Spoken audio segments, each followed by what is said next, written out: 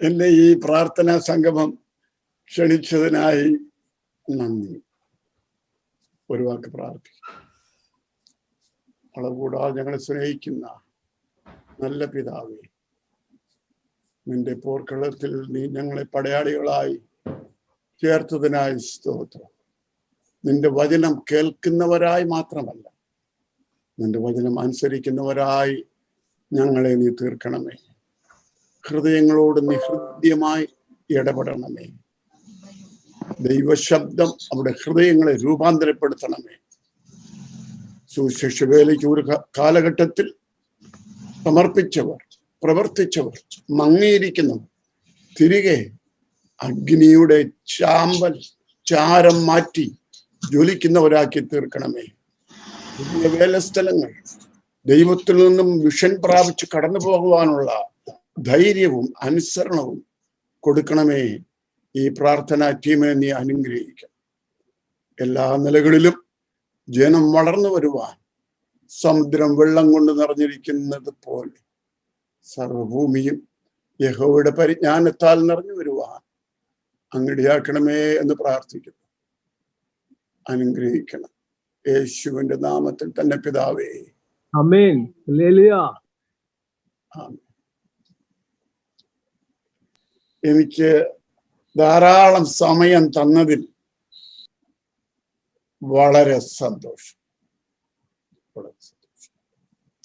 ഞാൻ സംസാരിക്കാനായിട്ട് സാധാരണ ഞാൻ സെമിനാറുകളിലാണ് സംസാരിക്കുന്നത്. അവിടെ നമ്മൾ ധാരാളം സഫിഷ്യന്റ് ടൈമുണ്ട്. ഒരു സെക്ഷൻ, 2 സെക്ഷൻ. അല്ലാതെ ഈ ചെറിയ അല്പം ഒരു 40 മിനിറ്റിൽ സംസാരിക്കുക എന്ന് പറഞ്ഞാൽ എനിക്കത് കൺട്രോൾ ചെയ്യാൻ കുറെ പ്രയാസം. ദൈവം എനിക്കുള്ള കൃപ തരുമെന്ന് ഞാൻ വിശ്വസിക്കുക. നിങ്ങളുടെ മധ്യേ ആയിരിക്കുന്ന എനിക്ക് ഇന്ന് രാത്രിയിൽ സംസാരിപ്പാനായി തന്നിട്ടുള്ള വിഷയം ക്രിസ്തുയേശുവിന്റെ നല്ല ഭടനായി കഷ്ടം സഹിക്കുക എന്നുള്ളത്. ദൈവം വിളിച്ച സകലരെ യേശുവിന് വേണ്ടി കഷ്ടം സഹിപ്പാൻ വേണ്ടിയാണ് വിളിച്ചത്. തന്നെത്താൻ വേലയ്ക്ക് ഇറങ്ങിയവരോ മനുഷ്യരാക്കി വെച്ചവരോ അതിനു വേണ്ടിയല്ല. ഞാനത് പ്രൂവ് ചെയ്യാൻ പോവുകയാണ്. നമുക്ക് ആദ്യമായി പ്രാരംഭത്തിൽ 2 തീമോഥെയോസ് 2:3 വായിക്കാം. ദൈവദാസനായ കുര്യൻ പാസ്റ്റർക്ക് ദൈവം 15 പോയിന്റ് കൊടുത്തിട്ടുണ്ട്. ഞാൻ ഇന്നൊരു 2 പോയിന്റെങ്കിലും തീർക്കാൻ ശ്രമിക്കുകയാണ്. ബാക്കി അദ്ദേഹം അത് കവർ ചെയ്യുമെന്ന് ഞാൻ വിശ്വസിക്കുന്നു. വാസ്തവത്തിൽ ഈ പോയിന്റ് ദൈവം കൊടുത്തപ്പോൾ കുര്യൻ പാസ്റ്റർ തന്നെയായിരുന്നു ഇന്ന് സംസാരിച്ചിരിക്കേണ്ടത്.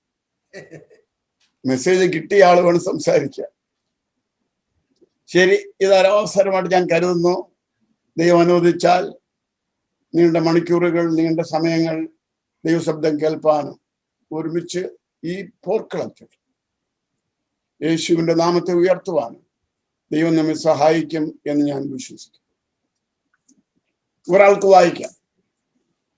2 തീമോഥെയോസ് 2:3. ക്രിസ്തുയേശുവിന് നല്ല ഭടനായി നീയും എന്നോടുകൂടെ കഷ്ടം സഹിക്കാം. ഓക്കെ.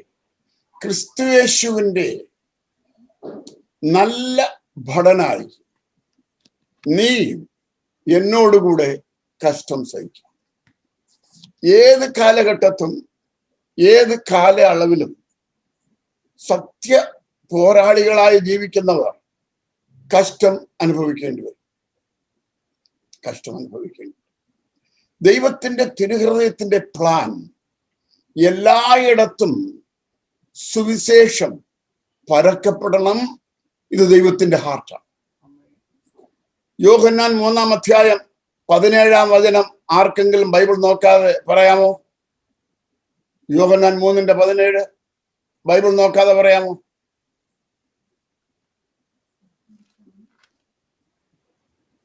ചില വായിൽ കൈവയ്ക്കുക. ഇനി 16 എന്നുള്ളതിന് പകരം പാസ്റ്റർ 17 എന്ന് പറഞ്ഞോ. അങ്ങനെ 16ന്റെ അടുത്താണ് 17. അറിയത്തില്ലെങ്കിൽ ബൈബിൾ നോക്കി വായിക്കാം. ന്യായവിധി എന്നതോ ലോകത്തിലേക്ക് അയച്ചത് ലോകത്തെ വിധിപ്പാനല്ല. ദൈവം തന്റെ പുത്രനെ ലോകത്തിൽ അയച്ചത് ലോകത്തെ വിധിക്കുവാനല്ല, ലോകം അവനാൽ രക്ഷിക്കപ്പെടുവാനാണ്. God did not send his son into the world to condemn the world, but the world should be saved through him. 16-ന്റെ അടുത്ത് ഈ 16-ഉം 17-ഉം ചേർന്ന് പോകുന്ന വചനങ്ങളാണ്. തന്റെ ഏകജാതനായ പുത്രനിൽ വിശ്വസിക്കുന്ന ഏവനും നശിച്ചു പോകാതെ നിത്യജീവൻ പ്രാപിക്കേണ്ടതിന് എന്ന് പറഞ്ഞാൽ മരണമില്ലാത്ത ഒരു ജീവൻ പ്രാപിക്കേണ്ടതിന് ദൈവം അവന് നൽകുവാൻ തക്കവണ്ണം ലോകത്തെ സ്നേഹിച്ചു. അത് ഹാഫാണ്. അടുത്തത്, ദൈവം തന്റെ പുത്രനെ ലോകത്തിൽ അയച്ചത് ലോകത്തെ വിധിപ്പാനല്ല, ലോകം അവനാൽ രക്ഷിക്കപ്പെടുവാൻ. തിരുഹൃദയത്തിന്റെ ഭാരം ലോകം രക്ഷിക്കപ്പെടണം. ആമേൻ, ആമേൻ. അതാണ് ദൈവത്തിന്റെ തിരുഹൃദയത്തിന്റെ പ്ലാനെങ്കിൽ അത് തന്നെ നിറവേറും. അതിന് ഒരു വില കെട്ടിവെക്കുവാൻ സന്നദ്ധരായ ജനങ്ങളെ യേശുവിന്റെ പട്ടാളത്തിൽ യേശു ആവശ്യപ്പെടുന്നു. ഇന്നൊരു റിക്രൂട്ടിംഗ് ഡേ ആണ് യേശുവിന്റെ സേനയ്ക്ക്. എല്ലായിടത്തും ഈ സുവിശേഷം പരക്കണം എന്നുള്ളതിന്റെ ഒരു പ്രത്യക്ഷ തെളിവാണ്. യെരുശലേമിൽ നിന്നും ഫിലിപ്പോസ് ശമരിയിലേക്ക് കടന്നുപോയി. സുവിശേഷം തനിക്ക് ഭാര്യയും പ്രവചിക്കുന്ന കന്യസ്ത്രീകളായ 4 പെമ്മക്കളുമുണ്ട്. താൻ ശമരിയിൽ കടന്നുപോയി. ഫാമിലി ആയിട്ട് പോയോ ഒറ്റയ്ക്ക് പോയോ നമുക്കറിയില്ല. അവിടെ കടന്നുപോയി. കർത്താവിന്റെ കരം തന്നോടുകൂടെ ഉണ്ടായിരുന്നു. തന്നിൽ ഒരു അഗ്നി ഉണ്ടായിരുന്നു. അവിടെ കടന്നുപോയി. അത്ഭുതങ്ങൾ നടന്നു, വീര്യപ്രവൃത്തികൾ നടന്നു, ഭൂതങ്ങൾ വിട്ടുമാറി, പക്ഷപാതക്കാർ സൗഖ്യമായി, മന്ത്രവാദികൾ വരെ വിശ്വാസത്തിന് കീഴ്പ്പെട്ടു. സ്നാനപ്പെട്ടു. പരിശുദ്ധാത്മാവിന്റെ പിന്മാരി അവിടെ ഉണ്ടായി. എല്ലാം പുതുവിശ്വാസികളാണ്, വളർന്നവരല്ല. അങ്ങനെ അവിടെ ഉണർവ് നടന്നുകൊണ്ടിരിക്കുമ്പോൾ കർത്താവിന്റെ ആത്മാവ് തന്നെ ഗസയ്ക്ക് നേരായി നടത്തി. അതൊരു നിർജ്ജന പ്രദേശം, മരുഭൂമിയാണ്. ദൈവം എങ്ങനെയും നടത്താം, ആരെയും നടത്താം, ഏതു വിധത്തിലും നടത്താം. കാറ്റ് ഇഷ്ടമുള്ളിടത്തേക്ക് ഊതുന്നു. അത് എവിടുന്ന് വരുന്നു, എവിടുന്ന് പോകുന്നു നമുക്കറിയില്ല. ദൈവത്തിൽ നിന്ന് ജനിച്ചവൻ എല്ലാം ഇതുപോലെയാകും. നിന്റെ പ്രോഗ്രാമുകൾ, പ്ലാനുകൾ, കമ്മിറ്റികൾ നല്ലത്. അതിനപ്പുറമായി ദൈവം ഒന്ന് പറഞ്ഞാൽ അതിനു വേണം കാത് കൊടുക്കുവാൻ. അവനാണ് സഭയുടെ തല, നമ്മളവന്റെ ശരീരമാണ്. ഗസയ്ക്ക് കടന്നുപോയപ്പോൾ മന്ത്രി വരുന്നത് കണ്ടു. രഥത്തോട് നടക്കുകയാണ്. അതിനോടടുത്ത് രഥത്തിലിരുന്ന് മന്ത്രി വായിച്ചുകൊണ്ടിരുന്നു. എന്ത് വായിച്ചു?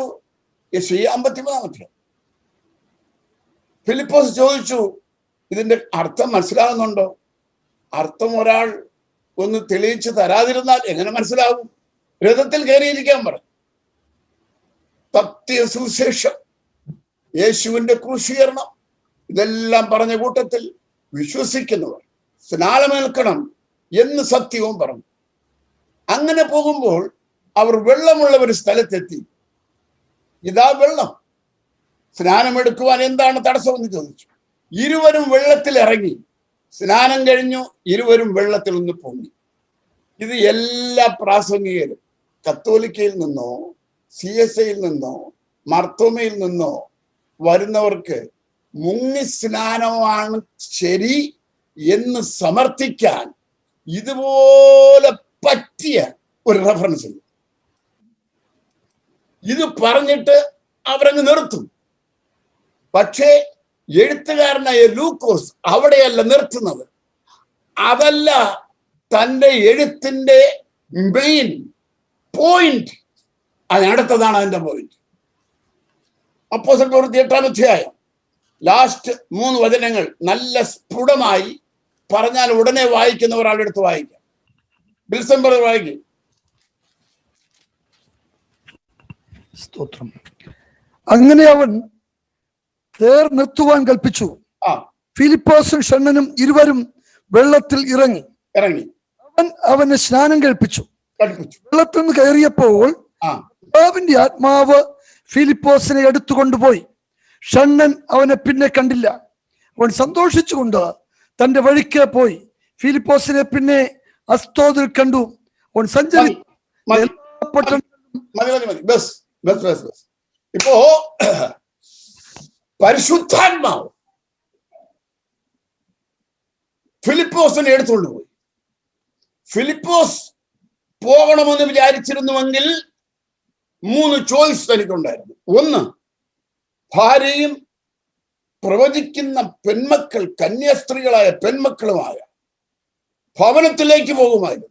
2, ശമര്യയിൽ പുതിയ വിശ്വാസികൾ, അവരെ നരശ് ചെയ്യാൻ, ആത്മീയത്തിൽ വളർത്താൻ വേറെ ആരുമില്ല, അവിടേക്ക് പോകുമായിരുന്നു.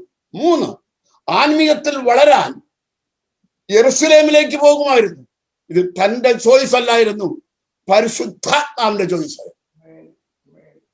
അന്ത്യനാളുകളിൽ ഇതുപോലെ പലരെയും ദൈവം ട്രാൻസ്പോർട്ടേഷൻ ചെയ്യും.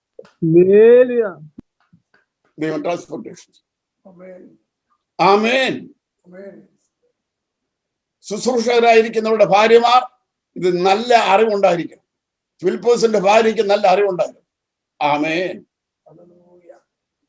ചിലപ്പോൾ കണ്ടെന്ന് വരാം, ചിലപ്പോൾ കണ്ടില്ലെന്ന് വരാം.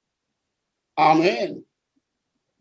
അടുത്ത വചനം വായിക്കാം. ഇപ്പൊ വായിച്ചു നിർത്തിയതിന്റെ അടുത്ത വചനം വായിക്കാം. ഈ ഗസ എന്ന് പറയുന്നത് ഫെലിസ്തീയർക്ക് 5 പട്ടണം ഉണ്ടായിരുന്നു.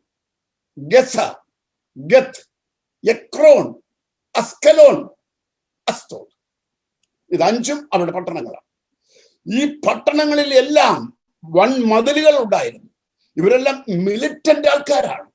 അവർക്ക് രഥങ്ങളുണ്ടായിരുന്നു, ഇരുമ്പ് രഥങ്ങളുണ്ടായിരുന്നു. ഒരിക്കൽ ഏലിയുടെ കാലത്ത് ഈ ഫിലിസ്തീയർ ഇസ്രായേലിനെതിരെ പോരാടുവാൻ വന്നു. ഏലിയുടെ മക്കൾ വിചാരിച്ചു യഹോവയുടെ പെട്ടകത്തെ എടുത്തുകൊണ്ടെങ്കിലും പോയാൽ ജയം കിട്ടും. തോളിലെടുത്തു യാത്ര പുറപ്പെട്ടു യുദ്ധത്തിനു വേണ്ടി. വന്ന ഫെലിസ്തീയർ യഹോവയുടെ പെട്ടകത്തെ പിടിച്ചുകൊണ്ടുപോയി. പടുത്തോൽവി ഇസ്രായേൽ സംഭവിച്ചു. ഇതിൽപ്പെട്ടവനായിരുന്നു ഗോലിയാത്ത്. അവന്റെ മുമ്പിൽ നിൽക്കാൻ ആർക്കും സാധ്യമല്ല. ആ 5 പട്ടണങ്ങളുടെ കേന്ദ്ര പട്ടണമാണ്, തലസ്ഥാന നഗരമാണ് അസ്തോദ്. അവിടെ കൊണ്ടുവിട്ടു പരിശുദ്ധാത്മാവ്. എന്ത് കാരണം? ഇവൻ ശമര്യയിൽ എന്ത് ചെയ്തോ ആ ശമര്യ പട്ടണത്തിന് മഹാസന്തോഷമുണ്ടായി. ശത്രുവിന്റെ ശക്തി കീഴ്പ്പെട്ടു.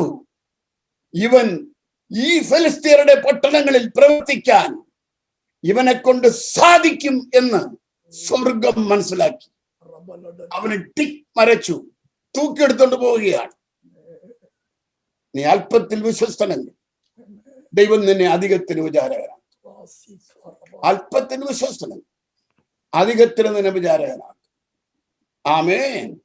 ശരി, അസ്തോദ്. ഇപ്പോ വിൽസൺ ബ്രദർ എന്നെ സ്നാനപ്പെടുത്തുക. അദ്ദേഹം പാസ്റ്റർ, ഞാൻ വിശ്വാസി. എനിക്കൊരു സ്ഥലത്തോട്ട് പോകണം. എവിടേക്ക് പോകണം? ഇപ്പോൾ സ്നാനം നടന്നത് പരിശോധിക്കലാണ്. സ്നാനം നടന്നത്. എനിക്ക് പോകേണ്ടത് വെള്ളറടയ്ക്ക് പോകണം. ഞാൻ വെള്ളറടയ്ക്ക് പോവുകയാണ്. ഞാൻ പോയി. പിന്നെ വിൽസൺ സ്നാനം തന്ന വിൽസൺ ബ്രദറിനെ കാണുന്നത് ശബരിമലയിലാണ്. ഇതുപോലെയാണ് ഫിലിപ്പോസിന് സംഭവിച്ചത്. ഫിലിസ്തീയരുടെ 5 പട്ടണങ്ങളിൽ കേന്ദ്ര സ്ഥലത്ത് പരിശുദ്ധാത്മാവ് കൊണ്ട് നിർത്തി. തന്റെ ജീവനെ ഫിലിപ്പോസ് സ്നേഹിച്ചിരുന്നു എങ്കിൽ പകലെ ഒളിച്ചിരുന്നിട്ട് രാത്രി സഞ്ചരിച്ച് ഈ 3-ൽ ഏതെങ്കിലും ഒരു ഭാഗത്ത് പോകുമായിരുന്നു. എന്നാൽ ഫിലിപ്പോസ് എന്ത് ചെയ്തു? അടുത്ത് വായിക്കാം. ഫിലിപ്പോസിനെ പിന്നെ അസ്തോദിൽ കണ്ടു. അവൻ സഞ്ചരിച്ച് എല്ലാ പട്ടണങ്ങളിലും സുവിശേഷം അറിയിച്ചുകൊണ്ട് കൈസരിയായിൽ എത്തി. ശമര്യയിൽ എന്ത് പ്രവൃത്തി ചെയ്തോ ഇതേ പ്രവൃത്തി ഫിലിസ്തീനരുടെ 5 പട്ടണങ്ങളിലും ഫിലിപ്പോസ് ധൈര്യമായി പ്രസംഗിച്ചു. അവിടെ നടന്ന അതേ വീര്യപ്രവൃത്തികൾ ഫിലിസ്തീനരുടെ 5 പട്ടണങ്ങളിലും നടന്നു. എന്ത് സംഭവിച്ചെന്ന് അറിയണമോ? 4-ാം നൂറ്റാണ്ടായപ്പോൾ അസ്തോദ് ക്രിസ്ത്യാനികളുടെ കേന്ദ്രബിന്ദുവായി മാറി. ഇത് സത്യമെങ്കിൽ ഇന്ന് ഏതെല്ലാം സ്ഥലങ്ങളിൽ അന്യദൈവത്തിന്റെ ആരാധനകൾ ഉയർന്നു നിൽക്കുന്നു, അവിടെയെല്ലാം അതിനേക്കാൾ ഉപരിയായി യേശുവിന്റെ നാമം ഉയരും. കർത്താവിനോട് ഒരിക്കൽ പറഞ്ഞു പൗലോസ്, ഞാൻ എഫെസോസിൽ ചെയ്ത ക്രിയ ഇന്ത്യയുടെ പല പട്ടണങ്ങളും ഞാൻ ആവർത്തിക്കാൻ പോവുകയാണെന്ന്. എനിക്ക് വലിയ സന്തോഷമുണ്ട്. ഇത് എതിർപ്പാണ്, പ്രയാസമാണ്, മക്കൾ നമ്മെ ഉപദ്രവിക്കും, ഇങ്ങനെയൊന്നും പറഞ്ഞൊന്നും മാറിയിരിക്കരുത്. വാതിൽ തുറന്നു കിടക്കുന്നു. ആർക്ക്? പ്രവർത്തിക്കാൻ ഹൃദയമുള്ളവന് വാതിൽ തുറന്നു കിടക്കും. മടിയൻ തന്നെ. ഇപ്പോൾ ലോക്ക്ഡൗൺ അല്ലാത്തപ്പോൾ എന്ത് ചെയ്തു? ലോക്ക്ഡൗൺ അല്ലാത്തപ്പോൾ എന്ത് ചെയ്തു? ഈ നിങ്ങൾ ലോക്ക്ഡൗൺ മാറിയാൽ പ്രവർത്തിക്കുന്നതാണോ? ഒരിക്കൽ ഞാൻ ലണ്ടനിൽ ബ്രിട്ടീഷുകാരുടെ ഒരു കോൺഫറൻസിന് എന്നെ വിളിച്ചു പ്രസംഗിക്കാൻ. അവരുടെ ടിക്കറ്റ് എല്ലാം അയച്ചു തന്നു. ഞാൻ ബ്രിട്ടീഷ് എയർവേസിൽ യാത്ര ചെയ്ത് ലണ്ടനിലേക്ക് പോവുകയാണ്. എന്നെ കുറിച്ച് അവര് ആരിൽ കൂടിയോ കേൾവിപ്പെട്ടു. എന്റെ അനുഭവങ്ങൾ പറയാൻ വേണ്ടിയായിരുന്നു എന്നെ ക്ഷണിച്ചത്. ഞാൻ ആ ഹിഡ്രോ എയർപോർട്ടിൽ പ്ലെയിൻ ലാൻഡ് ചെയ്തുകൊണ്ടിരുന്നപ്പോൾ കർത്താവിനോട് പറഞ്ഞു, പൗലോസ്, അനേക ആളുകൾ ഉണർവിന് വേണ്ടി പ്രാർത്ഥിക്കുന്നു. ബട്ട് ഐ ആം ലോങ്ങിങ് ടു സെൻഡ് റിവൈവൽ. ഇത് പറഞ്ഞ ഉടനെ എൻ്റെ ആത്മീയ കാതുകളെ ഞാൻ ട്യൂൺ ചെയ്തു. നമുക്ക് വിസിബിൾ കാതുകളുണ്ട്, ആത്മീക കാതുകളുണ്ട്. വിസിബിൾ കണ്ണുകളുണ്ട്, ആത്മീക കണ്ണുകളുണ്ട്. ഇതെല്ലാം ആത്മീക കണ്ണും കാതുമെല്ലാം എപ്പോഴും സെൻസിറ്റീവ് ആണ്. നമ്മുടെ ആന്റന എപ്പോഴും വർക്ക് ചെയ്യാം. എക്സാമ്പിൾ ഞാൻ പറയാം. ശൗൽ ക്രിസ്ത്യാനികളെ ഉപദ്രവിക്കാൻ വേണ്ടി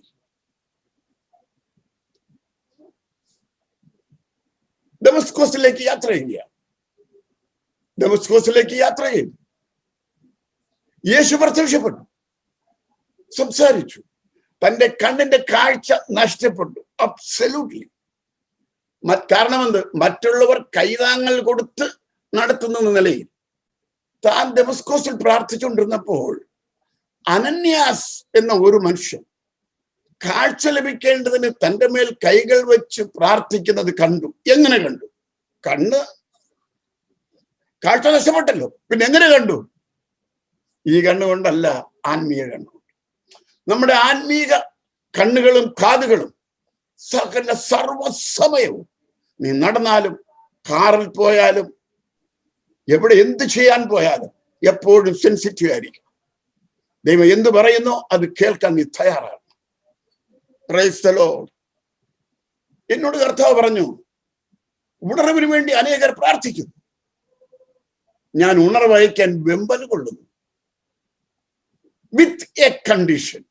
ഉടനെ എനിക്കൊരു ക്യൂരിയോസിറ്റി, ദൈവം ആ കണ്ടീഷൻ ഒന്ന് പറയണമെന്ന്. കർത്താവിനോട് പറഞ്ഞു, പൗലോസേ, അനേകർ എന്റെ ശബ്ദം കേൾക്കുന്നു, വളരെ കുറച്ചുപേര് മാത്രമേ അനുസരിക്കുന്നു. എന്റെ ശബ്ദം ആര് കേട്ട് ആരത് അനുസരിക്കുമോ അവരെ ഉണർവിന്റെ തീജ്വാലകളായി ഞാൻ ഉപയോഗിക്കും എന്നോട് പറഞ്ഞു. എന്നോട് വീണ്ടും കർത്താവ് തുടർന്ന് സംസാരിക്കാൻ തുടങ്ങി. ലാൻഡ് ചെയ്തുകൊണ്ടിരിക്കുക. എന്നോട് പറഞ്ഞു, പൗലോസ്, അബ്രഹാമിനെ ശോധിച്ചതുപോലെ ഒരുപക്ഷെ ഞാൻ ഇന്ന് പരിശോധിച്ചില്ലെന്ന് വരാം. പക്ഷേ അതിന് ഈക്വലായി ഒരു വില കെട്ടിവെക്കേണ്ട കാര്യം ഇന്നും ഞാൻ ആവശ്യപ്പെട്ടു എന്ന് വരാം. ഞാനാണ് സംസാരിക്കുന്നു എന്നെ വിശ്വസിച്ച് ആരനുസരിക്കുന്നു അവരെയാണ് ഈ അന്ത്യകാലത്തിൽ ഉണവിനായി ഞാൻ സെലക്ട് ചെയ്യാൻ പോകും. അതിൽ നിങ്ങൾ ഒരാളാൻ ആഗ്രഹമുണ്ടോ? അതോ ഈ പ്രസംഗം കേൾക്കാൻ വരുന്നതെല്ലാം ഇത് വേറൊരു എന്റർടൈൻമെന്റ് ആണോ? ദൈവമേ, എന്ത് പറഞ്ഞാലും കേൾക്കാം എന്ന് പറയാമോ? അബ്രഹാമിനോട് സംസാരിച്ചു. എന്ത് പറഞ്ഞു? ഇസ്മായിലിനെ കൊണ്ട് ബലി കഴിക്കാനല്ല, എങ്കിൽ അന്നേ പ്രോബ്ലം തീർന്നു. നീ സ്നേഹിക്കുന്ന മകൻ ആര്? ഇസ്ഹാക്ക്. അവനെ കൊണ്ട് ബലി കഴിക്കാൻ പറഞ്ഞു. അതിനുവേണ്ടി അതിരാവിലെ എണീറ്റു. ബലിപീഠത്തിൽ മകനെ കെട്ടിക്കിടത്തി. ഇന്നത്തെ മക്കളാണെങ്കിൽ ആ വയസ്സെന്ന അപ്പനെ പോലത്തെ അപ്പച്ചന്മാർ കൊണ്ടുപോയാൽ അവർ തന്നെ പിടിച്ച് അതേ ബലിപീഠത്തിൽ കിടത്തി അതേ കത്തി കൊണ്ട് കശാപ്പ് ചെയ്തിട്ട് താഴെ പോലും. അബ്രഹാം ദൈവത്തെ അനുസരിച്ചതുകൊണ്ട് ഇസ്ഹാക്ക് അബ്രഹാമിനെ അനുസരിച്ചു. പിതാക്കന്മാരെ, നിങ്ങൾ ദൈവത്തെ അനുസരിച്ചാൽ നിങ്ങളുടെ മക്കൾ ദൈവത്തെ അനുസരിക്കും. ഇന്ന് പല മക്കളും കാണുന്നത് സുവിശേഷ വേലയ്ക്ക് വിളിയുള്ള അപ്പന്മാർ.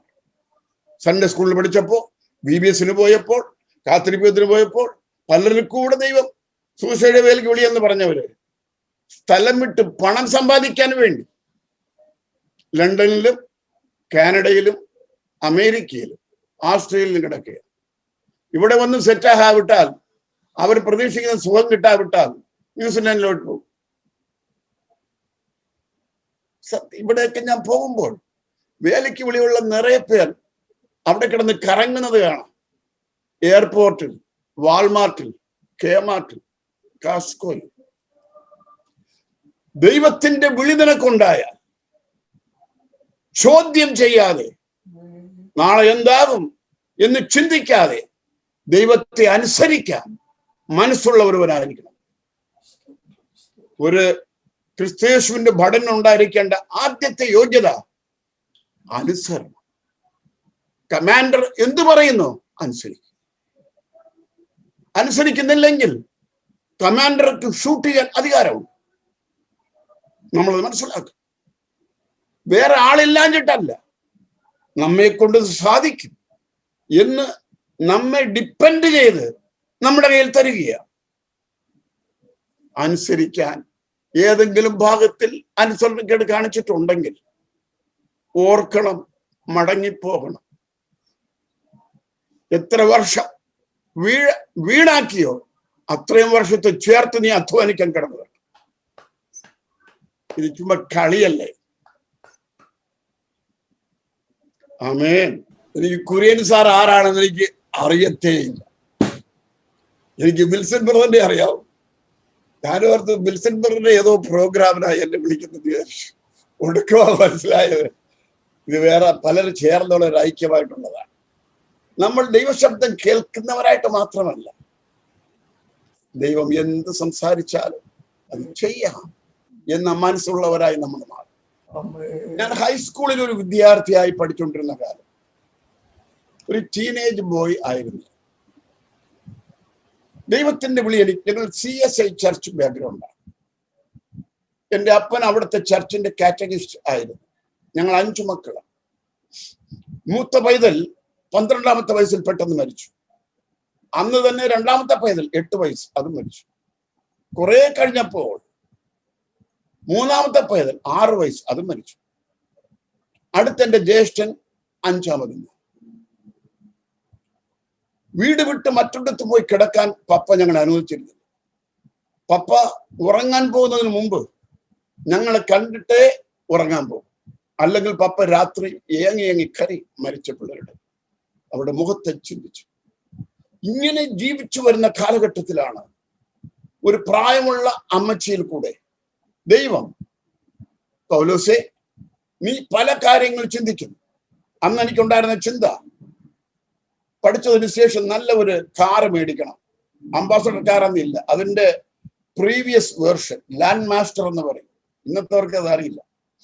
ലാൻഡ് മാസ്റ്റർ അത് 16,000 രൂപയുള്ളൂ, പെട്രോൾ കാറേ ഉള്ളൂ. അത് വാങ്ങിച്ചിട്ട് നല്ല ടാക്സി ഓടിച്ച് കാശുണ്ടാക്കിയിട്ട് അശോക് ലൈലൻഡ് ലോറി മേടിക്കണം. അതിന് ഇന്ന പേര് കൊടുക്കണം. അന്ന് 50,000 രൂപയുള്ളൂ അശോകലേലൻ ലോറി. അത് ഓട്ടിച്ച് നല്ല കാശുണ്ടാക്കി സുവിശേഷ വേലക്കാരെ സഹായിക്കും. ഇതായിരുന്നു എൻ്റെ ആഗ്രഹം. എന്നോട് ആ പ്രവാചകി അമ്മ പറഞ്ഞത്, പൗലോസ്, നിന്റെ ഭാവിയെക്കുറിച്ച് നീ പലതും ചിന്തിക്കുന്നു. നിന്നെക്കുറിച്ചുള്ള എൻ്റെ ആലോചന എൻ്റെ വേലയ്ക്കായി നീ ഇറങ്ങണം എന്നുള്ളതാണ്. എനിക്കറിയാം. അമ്മച്ചി പറയുകയല്ല, ദൈവം എന്നോട് പറയുക. ദൈവം നിന്നോട് എന്തു പറഞ്ഞാലും അപ്പോൾ ചെയ്യുവാൻ സാധിക്കുന്ന ഒരു സ്ഥാനത്തിൽ വേണം നീ ആയിരിക്കാം. മറ്റു പല കുരുക്കുകൾ നീ കുരുങ്ങി കിടക്കണം. ആ ബന്ധങ്ങളിൽ നീ ബന്ധപ്പെട്ടവനായിരിക്കും. ദൈവം എപ്പോൾ എന്തു പറഞ്ഞാലും ചെയ്യുവാൻ അത് പ്രിപ്പയർ പണി റെഡി പണി ചെയ്യുക. ഇപ്പൊ മോശയെ ദൈവം വിളിച്ചു, ഉടനെ ആടുകളെ വനാന്തരത്തിൽ ഇട്ടിട്ട് പോകുകയല്ലായിരുന്നു ചെയ്തത്. ഇത്രയുടെ കയ്യിൽ കൊണ്ട് അക്കൗണ്ടബിളായി കൊടുത്തു, കാര്യം പറഞ്ഞു, സെറ്റിൽമെന്റ് ചെയ്തു, അതുപോലെ ചെയ്യേണ്ടത് ചെയ്തിട്ട് ഉടനെ പോകാൻ, താമസിക്കാതെ പോകാൻ ഉള്ള ഒരു റെഡിനെസ് നിനക്കുണ്ടാകണം. അതിനാവശ്യം നരിയുടെ വാലിൽ കത്തിയ തീയാണ്. തീ കത്തിയ നരി ഒടുത്ത് കുത്തിയിരിക്കില്ല, ജോക്ക് പറഞ്ഞുകൊണ്ടിരിക്കില്ല, അത് ഓടിക്കൊണ്ടേയിരിക്കും. അതിനാവശ്യം തീയാണ്. ഞാൻ എൻ്റെ അപ്പനോട് പറഞ്ഞു, വൃദ്ധനായ പിതാവാണ്, അപ്പാ ദൈവം എന്നെ കർത്താവിന്റെ വേലയ്ക്ക് വേണ്ടി വിളിച്ചിരിക്കുന്നത് എന്ന് എന്നോട് പറഞ്ഞു. ഞാൻ അതിനുവേണ്ടി പോകാൻ ആഗ്രഹിക്കുകയാണ്. അപ്പ അന്ന് ഞാൻ അറിയപ്പെട്ട സംഘടനയിൽ ഏറ്റവും സുവിശേഷ തൽപരരായി പ്രവർത്തിച്ചത് OM, ഓപ്പറേഷൻ മൊബിലൈസേഷൻ എന്ന് പറയുന്ന സംഘടനയാണ്. അതിന്റെ ഫൗണ്ടറായ ജോർജ് വെർവർ ആയിരുന്നു അന്ന് ലീഡ് ചെയ്തത്. അദ്ദേഹത്തിന്റെ കീഴിലായിരുന്നു ഞാൻ വർക്ക് ചെയ്തുകൊണ്ട്. ഇപ്പോ എന്റെ പപ്പ പറഞ്ഞടാ, നീ ദൈവവേലയ്ക്ക് പോകുന്നതിന് എനിക്ക് തടസ്സമൊന്നുമില്ല ഇപ്പോ. പക്ഷെ എൻ്റെ 3 മക്കൾ ചെറുപ്രായത്തിൽ അവർ മരിച്ചതാണ്. ആ ദുഃഖം എനിക്ക് തീർന്നിട്ടില്ല. 2, നീ ഇത്രയും ദൂരൊക്കെ കിടത്താൻ വേലയ്ക്ക് പോയി എനിക്കൊരു അസുഖം വല്ലതും വന്നാൽ ഒരു ലെറ്റർ ഇട്ടാൽ ഒന്ന് വന്നെന്നെ കാണാൻ പോലും സാധ്യമാണ്. എനിക്കെന്നൊരു ആഗ്രഹമുള്ളത്, ഞാൻ മരിക്കുമ്പോൾ ഞാൻ എൻ്റെ പപ്പയെ പോലെ, എൻ്റെ ജ്യേഷ്ഠൻ എൻ്റെ അമ്മയെ പോലെ, നിന്റെ കൈ കൊണ്ട് ലാസ്റ്റ് ഡ്രോപ്പ് വെള്ളം ഒന്ന് കുടിച്ചെൻ്റെ നാവ് നനച്ചിട്ട് അന്ത്യശ്വാസം വിടണം. ഇതാണ് എൻ്റെ ആഗ്രഹം. എൻ്റെ ആഗ്രഹത്തെ നിവർത്തിക്കെടുത്തിപ്പോ എന്നുള്ളത്. ഞാനൊരു ക്രോസ് പോയിന്റിലേക്ക് എത്തി. എൻ്റെ അപ്പന്റെ ആഗ്രഹത്തെ നിവർത്തിക്കണമോ? ദൈവ വിളി കേട്ട് ഞാൻ ഇറങ്ങണം. വിളി കേട്ടിറങ്ങിയാൽ എനിക്ക് വരേണ്ട സ്വത്ത്, പുരയിടങ്ങൾ, നിലങ്ങൾ, പറമ്പുകൾ ഒന്നും പപ്പ എനിക്ക് തരത്തില്ല. 2, ഞാൻ എല്ലാം എൻ്റെ ബ്രദറിന് കൊടുത്തു. ഞാൻ ജനിച്ചു വളർന്ന വീടിൽ ഇനി ഒരിക്കലും കയറാൻ എനിക്ക് അനുവാദം ഉണ്ടായി. അത്രയും എൻ്റെ ഫാദർ എന്നെ സ്നേഹിക്കുകയാണ്. എനിക്കറിയാം. ഞാൻ വളരെ വളർന്നെങ്കിലും പപ്പ എവിടെയെങ്കിലും പോയാൽ എന്നെ തൂക്കി തോളിൽ വെച്ചേ കൊണ്ടുപോകും. ഞാൻ പപ്പയുടെ തലയിൽ പിടിച്ചോണ്ടിരിക്കും, എല്ലാം കാണാൻ വേണ്ടി. എന്റെ ഉള്ളിൽ ഏതോ ഒരു ഉന്തുതൽ. അനേകർ നശിക്കുന്നു സുവിശേഷം കേൾക്കാൻ. നീ ദൈവത്തിന്റെ കാര്യം നോക്കും, നിന്റെ കാര്യം ദൈവം നോക്കും. ഞാൻ എല്ലാം പാക്ക് ചെയ്തു. അന്ന് ചെറിയ ട്രങ്കും വലിയ ട്രങ്കും ഉണ്ട്. വലിയ ട്രങ്ക് മിലിറ്ററിക്കാരുടെ ട്രങ്കാണ്, വെള്ള ട്രങ്ക്. ചെറിയ ട്രങ്ക് സാധാരണ ട്രങ്ക്. ചെറിയ ട്രങ്ക് 4 രൂപ, വലിയ ട്രങ്ക് 7 രൂപ. ഞാനൊരു ചെറിയ ട്രങ്ക് മേടിച്ചു, അതിനകത്ത് എല്ലാം പാക്ക് ചെയ്തു. ഇപ്പൊ എന്റെ എണ്ണം എന്താന്ന് പറഞ്ഞാൽ, പപ്പ ഇല്ലാത്ത സമയം നോക്കി വീട് വിടും. പപ്പനോട് നേരത്തെ പറഞ്ഞു, നീ പോകുന്നത് ഞാൻ കണ്ടാൽ നിന്റെ വീട്ടിന്റെ ഫ്രണ്ടിൽ ഒരു പുരാതനമായ വീടാണ്, 2 തൂണുണ്ട് വലിയ, അതിൽ നിന്നെ കയ്യെ കെട്ടിവെച്ച് തൊലി കീർന്നവരെ നിന്നെ അടിക്കൂടാന്ന് പറഞ്ഞ് പേടിപ്പിച്ചു. അതുകൊണ്ട് പപ്പ കാണരുതെന്ന് ഞാൻ നിശ്ചയിച്ചു. ഞാൻ എല്ലാവരും ട്രങ്കിനകത്ത് വെച്ച് പാക്ക് ചെയ്തു. അമ്മയോട് പറഞ്ഞു, അമ്മ ഞാൻ ദൈവവേലയ്ക്ക് വേണ്ടി പോവുകയാണ്. അമ്മ പറഞ്ഞു, എടേ നീ പപ്പയോട് പറഞ്ഞിട്ട് പോകാതെ പോയാൽ ആകപ്പാട് ഇവിടെ വീട്ടിൽ പ്രശ്നമുണ്ട്, ആകപ്പാട് കുഴപ്പമുണ്ട്, നീ ഇത് പറഞ്ഞിട്ട് പോ. ഇത് പറഞ്ഞുകൊണ്ട് നിൽക്കേ ബസ് വരുന്ന സൗണ്ട് കേട്ടു. ഞാൻ ആ ട്രങ്ക് പെട്ടി എടുത്തുകൊണ്ട് താഴേക്ക് ഓടി. അവിടെ കുറച്ച് ആൾക്കാർ നിൽപ്പുണ്ടായിരുന്നു. ഞാൻ പോയി അവിടെ നിന്നു. ബസ് വന്നു, കൈ കാണിച്ചു. എൻ്റെ കയ്യിൽ പെട്ടിയുള്ളത് കൊണ്ട് ലഗേജ് ഇല്ലാത്തവരെല്ലാം ആദ്യം കയറി. ഞാൻ ലാസ്റ്റിൽ കയറുകയാണ്. പെട്ടിയുമായിട്ട് കയറുകയാണ്. കയറുമ്പോൾ എൻ്റെ പുറകിൽ ആരോ കയറുന്നത് പോലെ തോന്നി. ഞാനായിരുന്നു ലാസ്റ്റ്. ആരോ കയറുന്ന പോലെ തോന്നി. തിരിഞ്ഞു നോക്കി, പപ്പ പുറകെ നിൽക്കുക. ഞാൻ ചോദിച്ചു, പപ്പ എവിടെ പോകുന്നു? നീ എവിടെ പോകുന്നു? ഞാനും കൂടെ വരികയാണ്. പപ്പ ഞാൻ രാജസ്ഥാനിൽ പോകുന്നു, അതിനെ ഞാനും കൂടെ വരും. പിന്നെ കയറേണ്ടത് പറയാൻ നോക്കും. ഇത്ര ആയപ്പോഴത്തേക്കും ഞാൻ പെട്ടി വെച്ച് പുറവശത്തെ പ്ലാറ്റ്ഫോമിൽ കൂടെ പെട്ടി വെച്ച് അകത്ത് കയറി. പപ്പയും കൂടെ അകത്ത് കയറി. എനിക്ക് വരിക്കാൻ സീറ്റില്ല, പപ്പയ്ക്ക് വരിക്കാൻ സീറ്റില്ല. ഞാൻ പതുക്കെ പെട്ടി എടുത്തുകൊണ്ട് ഫ്രണ്ടിൽ ഡ്രൈവറുടെ അടുത്ത്, അവിടെ കണ്ടക്ടർ ഉണ്ടായിരുന്നു, അവിടെ കൊണ്ടുപോയി നിർത്തി. അവിടെ ഞാൻ നിന്നു. പപ്പയ്ക്ക് വരിക്കാൻ സീറ്റില്ല. പപ്പ ഒരു സീറ്റിനടുത്ത് ചാരി നിന്ന് മുകളിലത്തെ ഷർട്ട് ഇട്ടിട്ടില്ല, ഒരു പൈപ്പിൽ കൈ പിടിച്ചുകൊണ്ട് എഴുതിക്കുക. ഞാൻ ടിക്കറ്റ് എടുത്തു, ഒരു ടിക്കറ്റ് എടുത്തു. എന്റെ സ്ഥലത്തു നിന്നും ട്രിവാൻഡ്രത്തേക്ക് ടിക്കറ്റ് എടുത്തു. കുറെ കഴിഞ്ഞപ്പോൾ ഈ കണ്ടക്ടർ എല്ലാവരോടും ടിക്കറ്റ് മേടിച്ച് പുറകിൽ വന്ന് പപ്പയോട് ചോദിച്ചു, പോറ്റിക്ക് എവിടെ പോകണം? പപ്പ പറഞ്ഞു, എനിക്കറിയില്ല സാറേ, എൻ്റെ മകൻ മുമ്പേ നിൽക്കുകയാണ്. കണ്ടക്ടറോട് പതുക്കെ പറഞ്ഞാൽ മതി, ഞാൻ കൂടെ കേൾക്കാൻ വേണ്ടി പറഞ്ഞതാണ്. ഉറച്ചു പറഞ്ഞു. ഞാൻ കേട്ടിട്ട് കാതിലങ്ങ് പൊത്തിയതുപോലെ നിന്നു. ഞാൻ ഗണ്യമാക്കി. അവസാനം കണ്ടക്ടർ പറഞ്ഞു, ദയവ് ചെയ്ത് ടിക്കറ്റ് എടുത്ത് യാത്ര ചെയ്യണം, അല്ലെങ്കിൽ ബസ് വിട്ട് ഇറങ്ങണമെന്ന് പറഞ്ഞപ്പോഴത്തേക്കും പപ്പയ്ക്ക് താങ്ങാൻ സാധിക്കുന്നതല്ല.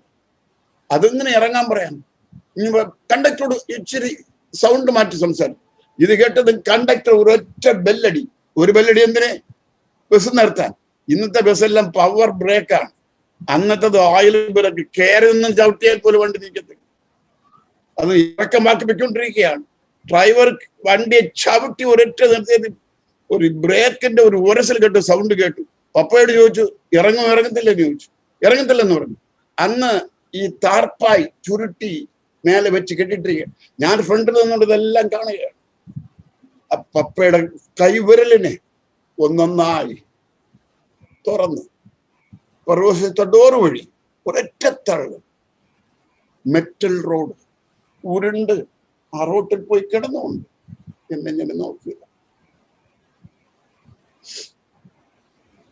ക്രിസ്തുവിന് വേണ്ടി കഷ്ടപ്പെടാൻ മനസ്സുണ്ടെങ്കിൽ ഈ മാർഗത്തിലേക്ക് ഇറങ്ങിയാൽ മതി. അല്ലെങ്കിൽ വേറെ വല്ല ബിസിനസ് ചെയ്യാൻ പോകാം. ഞാനത് പ്രൂവ് ചെയ്യാം.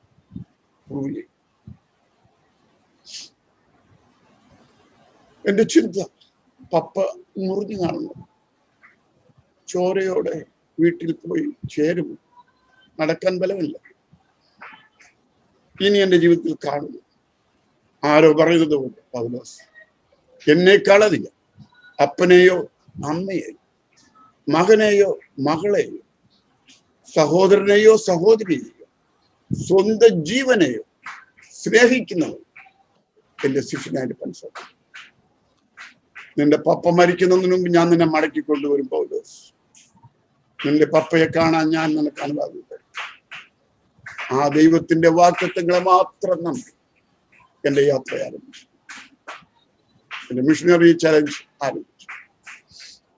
അവിടെ നിന്നും പല മാസങ്ങൾ, പല ആണ്ടുകൾ കഴിഞ്ഞ് ഞാൻ മടങ്ങി വന്നു. പപ്പ എന്നെ വീട്ടിൽ സ്വീകരിച്ചു. എന്റെ സ്വത്തുകളെല്ലാം ഷെയർ ചെയ്തപ്പോൾ നല്ല ഭാഗം എന്റെ പപ്പ എനിക്ക് വേണ്ടി തന്നു. എനിക്കൊരു നല്ല വിവാഹം. ഒരു ഹിന്ദു കൺവെർട്ടറായ ഒരു കുട്ടി, അവളുടെ അങ്കിൾ ഇന്നും കോട്ടയത്തിനടുത്ത് വൈക്കം ക്ഷേത്രത്തിലെ സന്യാസിയായി കഴിയും. അവള് നല്ല ദൈവഭക്തിയോടെ ഒരു കുട്ടി. അവിടെ എനിക്കൊരു ഭാര്യയായ എൻ്റെ പപ്പ സെലക്ട് ചെയ്ത് എനിക്ക് തന്നു. ഇതെല്ലാം പല ശോധനകളാണ്. ദൈവത്തെയും പ്രസാദിപ്പിക്കണം, മനുഷ്യനെയും പ്രസാദിപ്പിക്കണം ചിന്തിച്ചാൽ നടക്കത്തില്ല. നോ. ഇപ്പൊ മുകളിൽ ട്രാക്കിൽ ഒരു ബാഗ് ഇരിക്കുകയാണ്. ആ ബാഗ് എടുക്കണം. അതിനകത്ത് എന്തുണ്ട്? അതിനകത്ത് ധാരാളം ആഭരണമുണ്ട്, കാശുമുണ്ട്. കക്ഷത്തിൽ ഒരു ന്യൂസ് പേപ്പർ ഇരിക്കുകയാണ്. അതിനെ എടുക്കാൻ വേണ്ടി എനിക്ക് അതെടുക്കുകയും ചെയ്യണം, ന്യൂസ് പേപ്പർ പോവുകയും ചെയ്യണമെന്ന് പറഞ്ഞാൽ നടക്കില്ല. അതിനെ വിട്ടിട്ട്, ന്യൂസ് പേപ്പർ വിട്ടിട്ട് ആ ബാഗ് എടുക്കാനായിട്ട് പോയാൽ ന്യൂസ് പേപ്പർ പോയി. പക്ഷേ വില കൂടിയ വേറൊന്ന് നിനക്ക് ലഭിച്ചു. പോനാൽ പോകട്ടും, പോടാ. ആമേൻ. നമുക്ക് കിട്ടുന്ന നശിക്കുന്നതല്ല, നശിക്കാത്തത് നമുക്ക് ലഭിക്കും. സകലതും നഷ്ടപ്പെടാൻ തയ്യാറാകണം, സകലതും വിട്ടുവിടാൻ തയ്യാറാകണം ദൈവത്തിന് വേണ്ടി. ആമേൻ. ആമേൻ. വിവാഹം കഴിഞ്ഞ് വിവാഹത്തിന് കർത്താവിന്റെ വേലയ്ക്ക് വന്നതിന് ശേഷം എന്നെ പല പ്രാവശ്യം അറസ്റ്റ് ചെയ്തിട്ടുണ്ട്, പല പ്രാവശ്യം അടിച്ചിട്ടുണ്ട്. അതല്ല എനിക്ക് സർവ്വസാധാരണ. ആദ്യം അടിക്കുമ്പോഴും അറസ്റ്റ് ചെയ്യുമ്പോഴേ ഉള്ളൊരു ഭയം. ഒന്ന് കഴിഞ്ഞാൽ പിന്നെ നോ പ്രോബ്ലം. അത് നിങ്ങൾ സംശയം ഉണ്ടെങ്കിൽ നിങ്ങൾ ഒന്ന് ട്രൈ ചെയ്ത് നോക്കണം. ഏറ്റവും നല്ല സ്ഥലം കടക്കരയിൽ മുക്കൂടയിൽ പോവുകയാണ്. അവരുടെ ഇടിയാണ് ഇടിയിൽ ചൂടുള്ളത്. ചിലപ്പോൾ അവർ കുനിച്ചു വെച്ച് കൈമുട്ടുകൊണ്ടാണ് ഇടിക്കുന്നത്. ഏതൊരു ഇടിക്കും രക്തം ഛർദ്ദിക്കുന്നവര്. ഞങ്ങൾ അങ്ങനെ ഇടിച്ച ഒരാൾ ഇപ്പോഴും രക്തം ഛർദ്ദിച്ച് കിടക്കും. അവൻ ആര് നോക്കാൻ, ആരവന് സഹായിക്കും? ദൈവം എനിക്ക് തന്ന ഭാരം, വടക്കേന്ത്യയിൽ ഞാൻ ആയിരുന്നപ്പോൾ എന്നെ സ്പർശിച്ച ഒരു കാര്യം പറയാം. എന്റെ ഹൃദയത്തിന്റെ തീ രാജസ്ഥാനിൽ പോയി വേല ചെയ്യണം. 66 ഞാൻ കർത്താവിന് വേലയ്ക്ക് ഇറങ്ങുന്നത്. ഇന്നേക്കും ഏതാണ്ട് 54 വർഷം രാജസ്ഥാനിൽ വേല ചെയ്തുകൊണ്ടിരുന്നത് ഖാനഗർ എന്ന ഇടത്തിലാണ്. അത് പാകിസ്ഥാന്റെ ബോർഡറാണ്. ചൂടെന്ന് പറഞ്ഞാൽ അടിച്ച് പറത്തുന്ന ചൂട്. കാറ്റടിക്കുമ്പോ ചുഴലിക്കാറ്റ് മണലിനെ ഇങ്ങനെ മുകളിലേക്ക് പറത്തി മേഘം പോലെ നിർത്തും. കാറ്റ് നിൽക്കുമ്പോൾ മണൽ തൊഴിയും. അതുകൊണ്ട് ഞങ്ങൾ ഒരു കർച്ചീപ്പ് കെട്ടി ഒരു ചെറിയ ദൂരമിട്ടാണ് ഞാൻ നടന്നു പോകുന്നത്. അങ്ങനെ നടന്നാലും വായിക്കൂടെ മൂച്ചെടുക്കുമ്പോൾ മണലകത്ത് കയറും. മൂക്കിൽ കൂടെ മൂച്ചെടുക്കുമ്പോൾ അതിൽ കൂടെ മണൽ അകത്ത് കയറും. തുപ്പുമ്പോൾ മണൽ വായിക്കൂടെ വരും. വൺ വേ ട്രാഫിക്കായി. ഇതൊക്കെ എനിക്ക് പുതിയ അനുഭവങ്ങളാണ്. കുളിക്കാൻ വെള്ളമില്ല. അതുകൊണ്ട് കുളി നിർത്തി. അതുകൊണ്ട് തുണി നനയ്ക്കുന്നത് നിർത്തി. ഡെയിലി 2 പ്രാവശ്യം കുളിച്ച് അത് മുങ്ങിക്കുളിച്ച് ജീവിച്ച എനിക്ക് വെള്ളമില്ലാത്ത സ്ഥലം, നല്ല വെയിൽ കൊണ്ട് വാടി ഏതെങ്കിലും ഒരു ഗ്രാമത്തിൽ പോയി വെള്ളം ചോദിക്കും. അവർ ചോദിക്കും, നീ കോൺസ ജാതിയെ, നീ ഏത് ജാതി? നമ്മൾ അവരുടെ ജാതിയെങ്കിൽ അവർ വെള്ളം തരും. അല്ലെങ്കിൽ കക്കൂസിൽ ഉപയോഗിക്കുന്ന മഗ്ഗിൽ വെള്ളം തരും. അതിൽ കുടിച്ചിട്ട് കൊടുത്താൽ അവർ കൈ വാങ്ങിക്കില്ല, കീഴെ വയ്ക്കാൻ പറയും. അതിനെ മണ്ണ് കൊണ്ട് കഴുകി തിരിച്ച് കക്കൂസിൽ ഉപയോഗിക്കും. ഇതൊക്കെ ഒരു മലയാളിയായ എനിക്ക് ഇതൊക്കെ താങ്ങാൻ വയ്യാത്ത കാര്യങ്ങളായിരുന്നു. ഇങ്ങനെ ഞാൻ രാജസ്ഥാനിൽ വർക്ക് ചെയ്തുകൊണ്ടിരുന്നപ്പോൾ സാധു സുന്ദർ സിംഗിന്റെ ഫിലിം ഞാൻ കണ്ടു ആദ്യമായി. 1970 ആണെന്ന് തോന്നുന്നു. 69 70 ഒരു നല്ല കുടുംബത്തിൽ ജനിച്ച അദ്ദേഹം ക്രിസ്തുവിനെ കണ്ടെത്തിയതിനു ശേഷം ക്രിസ്തുവിന്റെ ആജ്ഞ അനുസരിച്ച്, അന്ന് പാകിസ്ഥാൻ ഇല്ല, ഇന്ത്യയുടെ ബോർഡർ അഫ്ഗാനിസ്ഥാനും ബലൂചിസ്ഥാനുമാണ് ബോർഡർ, പാകിസ്ഥാൻ ഇല്ല. അവർ നേരെ ബലൂചിസ്ഥാനിലേക്ക് പോയി, അവിടെ നിന്നും അഫ്ഗാനിസ്ഥാനിലേക്ക് പോയി. ആ വഴി ഹിമാലയ മലയുടെ മുകളിൽ കൂടെ ആ ഹിമക്കട്ടകൾ കട്ടയായി ഉറഞ്ഞു കിടക്കുന്നതിന്റെ മുകളിൽ കിട ചെരുപ്പ് പോലുമില്ലാതെ നഗ്നപാതനായി ആത്മാക്കളെ തേടി പോകുന്ന ആ ഹിമമലയുടെ കൂടെയുള്ള യാത്ര. ഹിമം അതിന്റെ ആ പാദങ്ങൾ കീറി, കാല് കീറി, അതിൽ കൂടെ രക്തം തുള്ളി തുള്ളിയായി ഒഴുകുന്നു. താൻ പറയുന്നത്, എനിക്ക് ജീവിക്കുന്നത് ക്രിസ്തു, മരിക്കുന്നത് ലാഭം. അവിടെ കടന്നുപോയപ്പോൾ തന്നെ പിടികൂടി. വേറൊരു മതം അവിടെ പ്രചരിപ്പിക്കാൻ അന്ന് അവർക്ക് സ്വാതന്ത്ര്യം ഉണ്ടായിരുന്നില്ല. അവരെ പിടികൂടി അദ്ദേഹത്തെ പിടിച്ച് ഒരു നീണ്ട ബെഞ്ച് കൊണ്ടുകിടത്തി. ആ ബെഞ്ചിന്റെ അടിയിൽ കൂടെ ആണികൾ അടിച്ച് ഇങ്ങനെ നിർത്തിയിരിക്കുകയാണ്. അതിന്റെ ഷാർപ്പായി നിൽക്കുകയാണ്.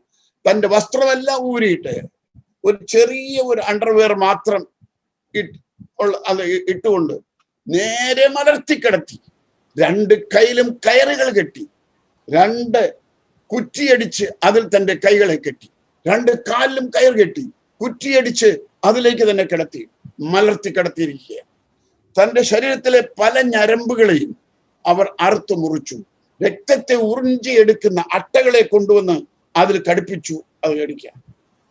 സുന്ദർ സിംഗ് അവിടെ കിടന്നുകൊണ്ട്, യേശുവേ, നിനക്ക് വേണ്ടി ഈ കഷ്ടങ്ങൾ സഹിപ്പാൻ എനിക്ക് തന്ന ഭാഗ്യത്തിനായി നന്ദി നന്ദി എന്ന് ദൈവത്തെ സ്തുതിക്കുകയായി.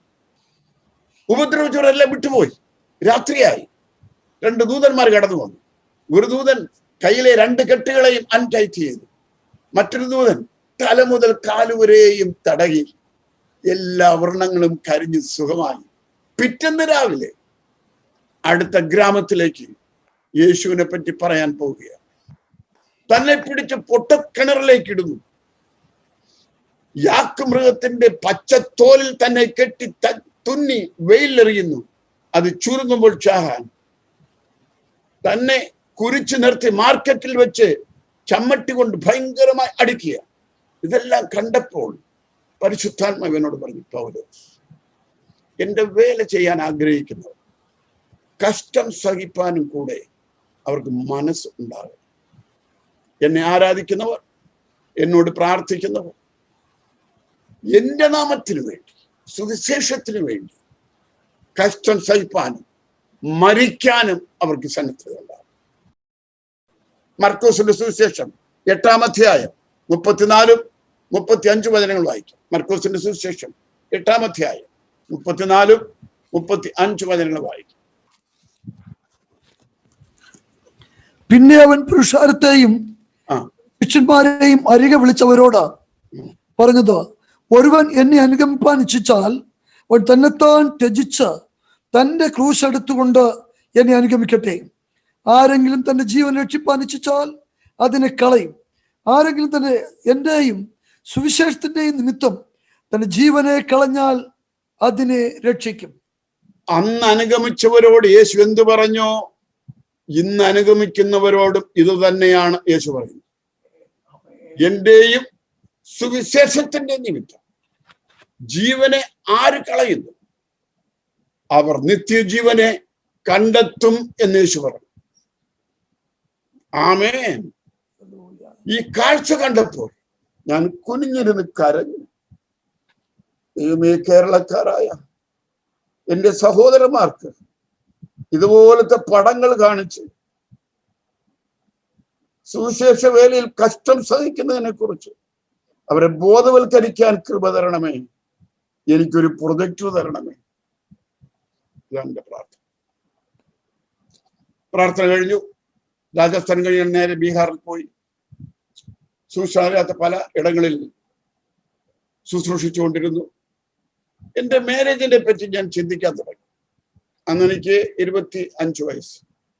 ഞാൻ വിവാഹം കഴിച്ച് കർത്താവിന്റെ വേല ചെയ്യണമോ? കാരണം അനേക തീക്ഷ്ണതയുള്ള പലരും മാരേജ് ചെയ്തതിന് ശേഷം ഐസ് കട്ട പോലെ ആയുധം കണ്ടു. എനിക്കങ്ങനെ ആകരുതേ എന്ന് ഞാൻ ചിന്തിച്ചു. എനിക്കൊരു നല്ല ഭാര്യയെ തരണം ദൈവഹിതമെങ്കിൽ. അല്ല, ബാച്ചിലറായി കഴിയാനാണെങ്കിൽ അതെന്റെ വിളിയെങ്കിലും എന്നെ അറിയിക്കണം. ദൈവം പറഞ്ഞു, നീ വിവാഹസ്ഥനായി തന്നെ നീ കർത്താവിന്റെ വേല ചെയ്യണം എന്ന് എന്നോട് പറഞ്ഞു. ഉടനെ ദൈവത്തോട് പറഞ്ഞു, ദൈവമേ, ഞാൻ ആഗ്രഹിക്കുന്ന ഈ സുന്ദർ സിംഗിന്റെ ഫിലിം കണ്ടതിന് ശേഷം കർത്താവിന്റെ വേല ഒരു ഈസി അല്ല. കർത്താവിന് വേണ്ടി കഷ്ടം സഹിപ്പാൻ മനസ്സില്ലാത്ത ഒരുവൾ വന്ന് ചേർന്നാൽ എന്റെ തീയെ കൂടെ കെടുക്കും. അവളും എന്നെ പോലെ കർത്താവിന് വേണ്ടി കഷ്ടം സഹിപ്പാൻ മനസ്സുള്ള ഒരുത്തിയെ തരണമേ എന്ന് പ്രാർത്ഥിച്ചു. 2, അവൾക്ക് അപ്പനും അമ്മയും ഉണ്ടായിരിക്കരുത് എന്ന് ഞാൻ പ്രാർത്ഥിച്ചു. 3, അവൾക്കൊരു ഭൂമിയോ ഒരു ഉദ്യോഗമോ ഉണ്ടായിരിക്കരുതെന്ന് ഞാൻ പ്രാർത്ഥിച്ചു. 4, ഞാൻ സ്നേഹിക്കുന്ന യേശുവിനെ അവൾ ആഴമായി സ്നേഹിക്കുന്നവളായിരിക്കണം എന്ന് ഞാൻ പ്രാർത്ഥിച്ചു. 5, ഞാൻ തന്നെയാണ് അവളെ മാരേജ് ചെയ്യുന്നുവെന്ന് ദൈവം അവൾക്ക് ദർശനം കൊടുക്കണം എന്നും പ്രാർത്ഥിച്ചു. അല്ലെങ്കിൽ കഷ്ടം വരുമ്പോൾ ആളെന്നെ വിട്ടിട്ട് പോയിടും. അവസാനം എനിക്ക് ഭാര്യയില്ലാതാണ്. ഇത്തരം പ്രാർത്ഥനകൾക്കെല്ലാം പെട്ടെന്ന് മറുപടി കിട്ടും. പെട്ടെന്ന് മറുപടി കിട്ടും. നമ്മുടെ പ്രാർത്ഥന, ദൈവമേ, ഒരു എഞ്ചിനീയറെ വേണം, ഒരു നേഴ്സ് വേണം, ഒരു വേണം. കാരണം എന്താ? കടൽ താണ്ടിപ്പോകാൻ വേണ്ടി. നേഴ്സ് നിങ്ങളെ കടൽ താണ്ടി കൊണ്ടുപോകില്ല, എയറോപ്ലെയിൻ കൊണ്ടുപോകും കടൽ താണ്ടി.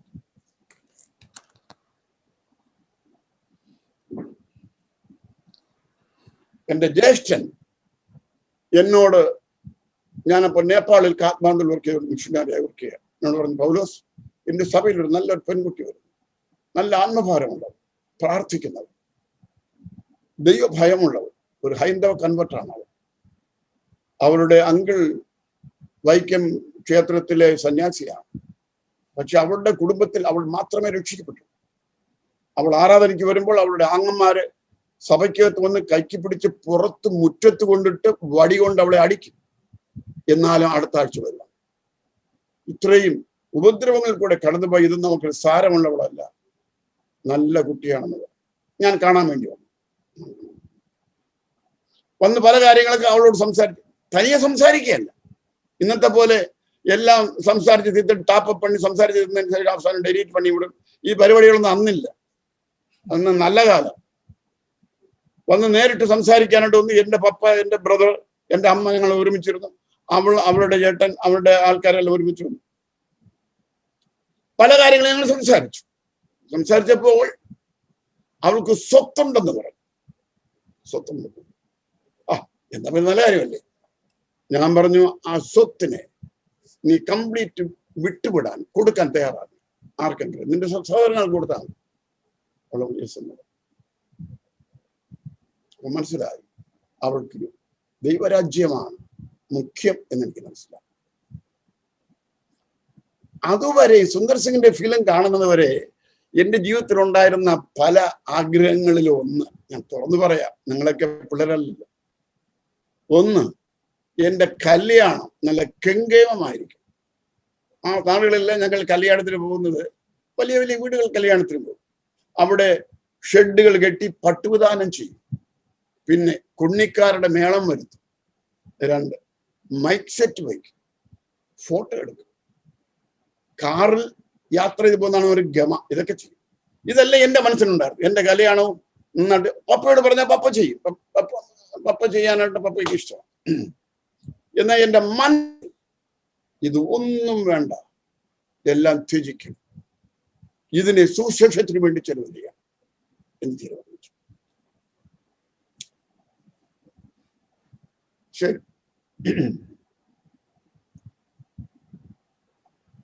കല്യാണത്തിന് കാർഡ് അടുപ്പിച്ചു. പിന്നീട് ബാൻഡ് മേളം വരുത്തിയില്ല, ക്യാമറക്കാരനെ വരുത്തിയില്ല,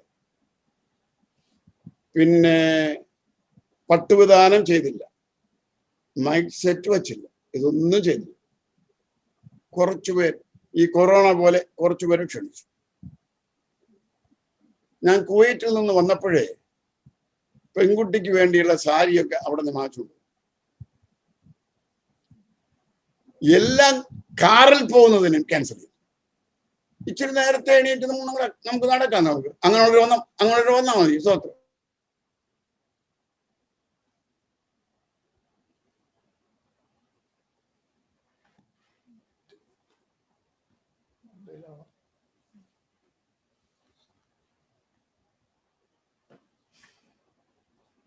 Jesus, hallelujah. Shekara balada rabotila nabos. Praise the Lord. Amen, amen. Praise the Lord. Hallelujah. Net complaint ആണെന്ന് തോന്നുന്നു.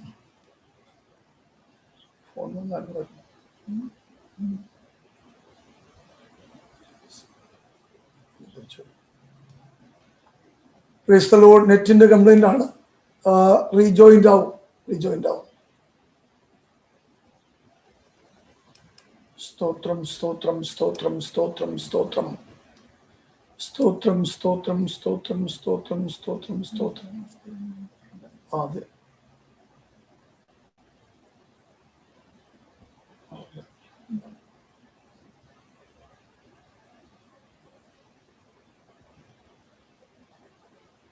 ഔട്ടായി ബസ്സേ, അത് ഔട്ടായി. റീജോയിന്റ് ആകുമായിരിക്കും. Praise God, hallelujah. ദൈവത്തിന് സ്തോത്രം, ദൈവത്തിന് സ്തോത്രം, ദൈവത്തിന് സ്തോത്രം, ദൈവത്തിന് സ്തോത്രം. കേൾക്കപ്പെട്ട കാര്യങ്ങളെ വഹിച്ചുകൊണ്ട് പാസ്റ്റർ ജോസ് ഫറീസ് ഒന്ന് പ്രാർത്ഥിച്ചാട്ടെ അല്ലെ? രാജസ്ഥാനിൽ നിന്ന് പ്രിയ ജോസ് ഫറീസ് പാസ്റ്റർ ഒന്ന് പ്രാർത്ഥിച്ചാട്ടെ. കേൾക്കപ്പെട്ട അനുഭവങ്ങളെ ഒക്കെ ധ്യാനിച്ചുകൊണ്ട് പ്രാർത്ഥിച്ചാട്ടെ. ഫസ്റ്റ് അൺമ്യൂട്ട് ചെയ്യണം. പാസ്റ്റർ വന്നു. Now can you hear me? Yes. ഞാൻ എവിടെയാ നിർത്തിയത്? കുവൈറ്റിൽ നിന്ന് വന്നപ്പോ സാരി കൊണ്ടുവന്നു. അതെ,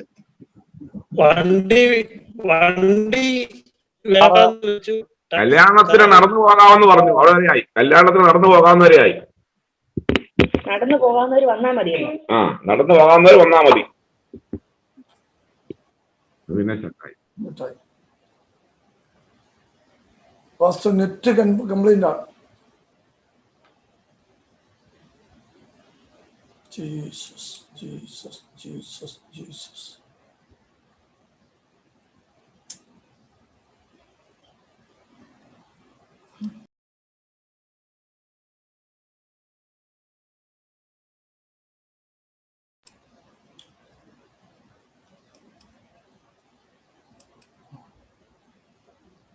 നെറ്റ് കംപ്ലൈന്റ് ആണ്. നമുക്ക് അല്പം പ്രാർത്ഥിക്കാം. ജോർജ് വർഗീസ് പാസ്റ്റർ പ്രാർത്ഥിച്ചോട്ടെ. കർത്താവേ, സ്വർഗീയ പിതാവേ, ഞങ്ങൾ ഇന്ന് വൈകിട്ട് ഒരു പ്രാവശ്യം കൂടി ദേവസ്വം ഞങ്ങളെ സമർപ്പിക്കുന്നു. ഞങ്ങളെ കേൾപ്പിക്കുന്ന നല്ല ദൈവിക ശബ്ദത്തിനായി സ്തോത്രം. ഈ തലമുറയിലെ ദൈവശബ്ദമാക്കി, ഈ തലമുറയിലെ ദൈവപ്രവൃത്തിക്കായി കർത്താവെ കണ്ടിരിക്കുന്ന അഭിഷിക്തന്മാർക്കായി സ്തോത്രം. കർത്താവ്, ഞങ്ങൾ ഒരുമിച്ച് ദൈവസം ഞങ്ങൾ ഏൽപ്പിക്കുകയാണ്. കർത്താവെ, ഹല്ലേലൂയ, ഞങ്ങളുടെ ജീവിതകാലത്ത് തന്നെ അഭിഷിക്തന്മാർ കടന്നുപോയ പ്രശ്നങ്ങളെ കുറിച്ച് ഞങ്ങൾ കേൾക്കുമ്പോൾ ഞങ്ങളുടെ ക്രിസ്തീയ ജീവിതത്തിൽ ഒരു പുതിയ ചുവട് വെപ്പിക്കുവാൻ കർത്താവ് ഇന്ന് രാത്രിയിൽ ഞങ്ങളെ സഹായിക്കണമേ. ഹല്ലേലൂയ, പ്രത്യേകിച്ച് ആത്മാവിന്റെ തീ ഉള്ളിലുള്ള അഭിഷിക്ത വൃന്ദത്തിനായി സ്തോത്രം ചെയ്യുന്നു. നിയോഗം ലഭിച്ച അഭിഷിക്തന്മാർക്കായി സ്തോത്രം. ഇന്ന് രാത്രിയിൽ കർത്താവെ, ഞങ്ങൾ കേൾക്കുന്നതൊക്കെ ഞങ്ങളുടെ ജീവിതത്തെ വലിയ അനുഗ്രഹത്തിന് വിടുതലിന് കാരണമായി തീരണമേ. പ്രിയ അഭിഷിക്തനെ വീണ്ടും ദൈവം ആയുസ്സോടും ആരോഗ്യത്തോടുകൂടി ശക്തിയോട് ഉപയോഗിക്കാനാണ് ഞങ്ങൾ പ്രാർത്ഥിക്കുന്ന കർത്താവെ. പുതിയൊരു തലമുറ കർത്താവ് ഈ ദിവസങ്ങളിൽ ആത്മാവിൽ എഴുന്നേൽക്കുവാൻ തക്കവണ്ണം ആത്മനിയോഗത്തോടെ ഭാരതത്തെ ആത്മാവിൽ പിടിച്ചെടുക്കുവാൻ കർത്താവെ അഭിഷിക്ത വൃന്ദത്തെ ഉപയോഗിക്കണമേ എന്ന് പ്രാർത്ഥിക്കുന്നു. എല്ലാ തടസ്സങ്ങൾ മാറിപ്പോകട്ടെ. ദൈവം ചെയ്യുന്ന എല്ലാ വിടുതലുകൾക്കായി സ്തോത്രം. ഹല്ലേലൂയ. ഞങ്ങളുടെ കണ്ണ് കണ്ടിട്ടില്ലാത്തത്, ചെവി കേട്ടിട്ടില്ലാത്തത്, ഒരു മനുഷ്യന്റെ ഹൃദയത്തിൽ തോന്നിയിട്ടില്ലാത്തത് തമ്പുരാന്റെ തിരുഹൃദയത്തിലുള്ളത് അത് വെളിപ്പെടുത്തി അതുരകടക ശബ്ദന ഒരു അന്ത്യകാല ശുശ്രൂഷയ്ക്കായി അഭിഷിക്തന്മാരെ ഉപയോഗിക്കുന്നതിനായി സ്തോത്രം. പ്രാർത്ഥനാ വീരന്മാരെ, പ്രാർത്ഥനാ യോദ്ധാക്കളെ ദൈവത്തിന്റെ ആത്മാവ് എഴുന്നേൽപ്പി സ്തോത്രം ചെയ്തേ കർത്താവേ. ഇന്ന് രാത്രിത്തെ യോഗ നിമിത്തം ഹല്ലേലൂയ കർത്താവേ, ഇന്ത്യയുടെ എല്ലാ ഭാഗങ്ങളിൽ നിന്ന്, ലോകത്തിന്റെ എല്ലാ വൻകരകളിൽ നിന്ന് ഹല്ലേലൂയ കർത്താവേ, ഗിദെയോനോടൊപ്പം നിന്ന ഒരു കൂട്ടത്തെ പോലെ ഹല്ലേലൂയ ആത്മാവിൽ ഹല്ലേലൂയ നിരോധത്തോടെ ഉള്ളവരെ ദൈവം എഴുന്നേൽപ്പിക്കണമേ കർത്താവേ. എവിടെയെല്ലാം മറഞ്ഞു കിടക്കുന്നു ഹല്ലേലൂയ, സ്വർണം ആറിയ ഖനികൾക്കുള്ളിൽ മറഞ്ഞു കിടക്കുമ്പോൾ അതിന് വിലയില്ല, എന്നാൽ അത് പുറത്തെടുക്കുമ്പോൾ വിലയുള്ളതായി മാറുന്നത് പോലെ ഇന്ന് രാത്രി ശുശ്രൂഷകളുടെ നടുവിൽ ദൈവാത്മാവേ ചിലതിനെ പൊക്കിയെടുക്കുന്നതിനെ സ്തോത്രം, ചിലതിനെ പുറത്തുകൊണ്ടുവരുന്നതിനെ സ്തോത്രം. അങ്ങനെ കരങ്ങൾ ഏൽപ്പിക്കുന്നു. മഹത്വം എല്ലാം അങ്ങ് എടുക്കണമേ. ഒരിക്കൽ കൂടി ഞങ്ങൾ സമർപ്പിക്കുകയാണ്. വീണ്ടും നിങ്ങളുടെ അഭിഷേകത്തിന് ഉപയോഗിക്കണം യേശുവിൻ നാമത്തിൽ തന്നെ. ആമേൻ ആമേൻ.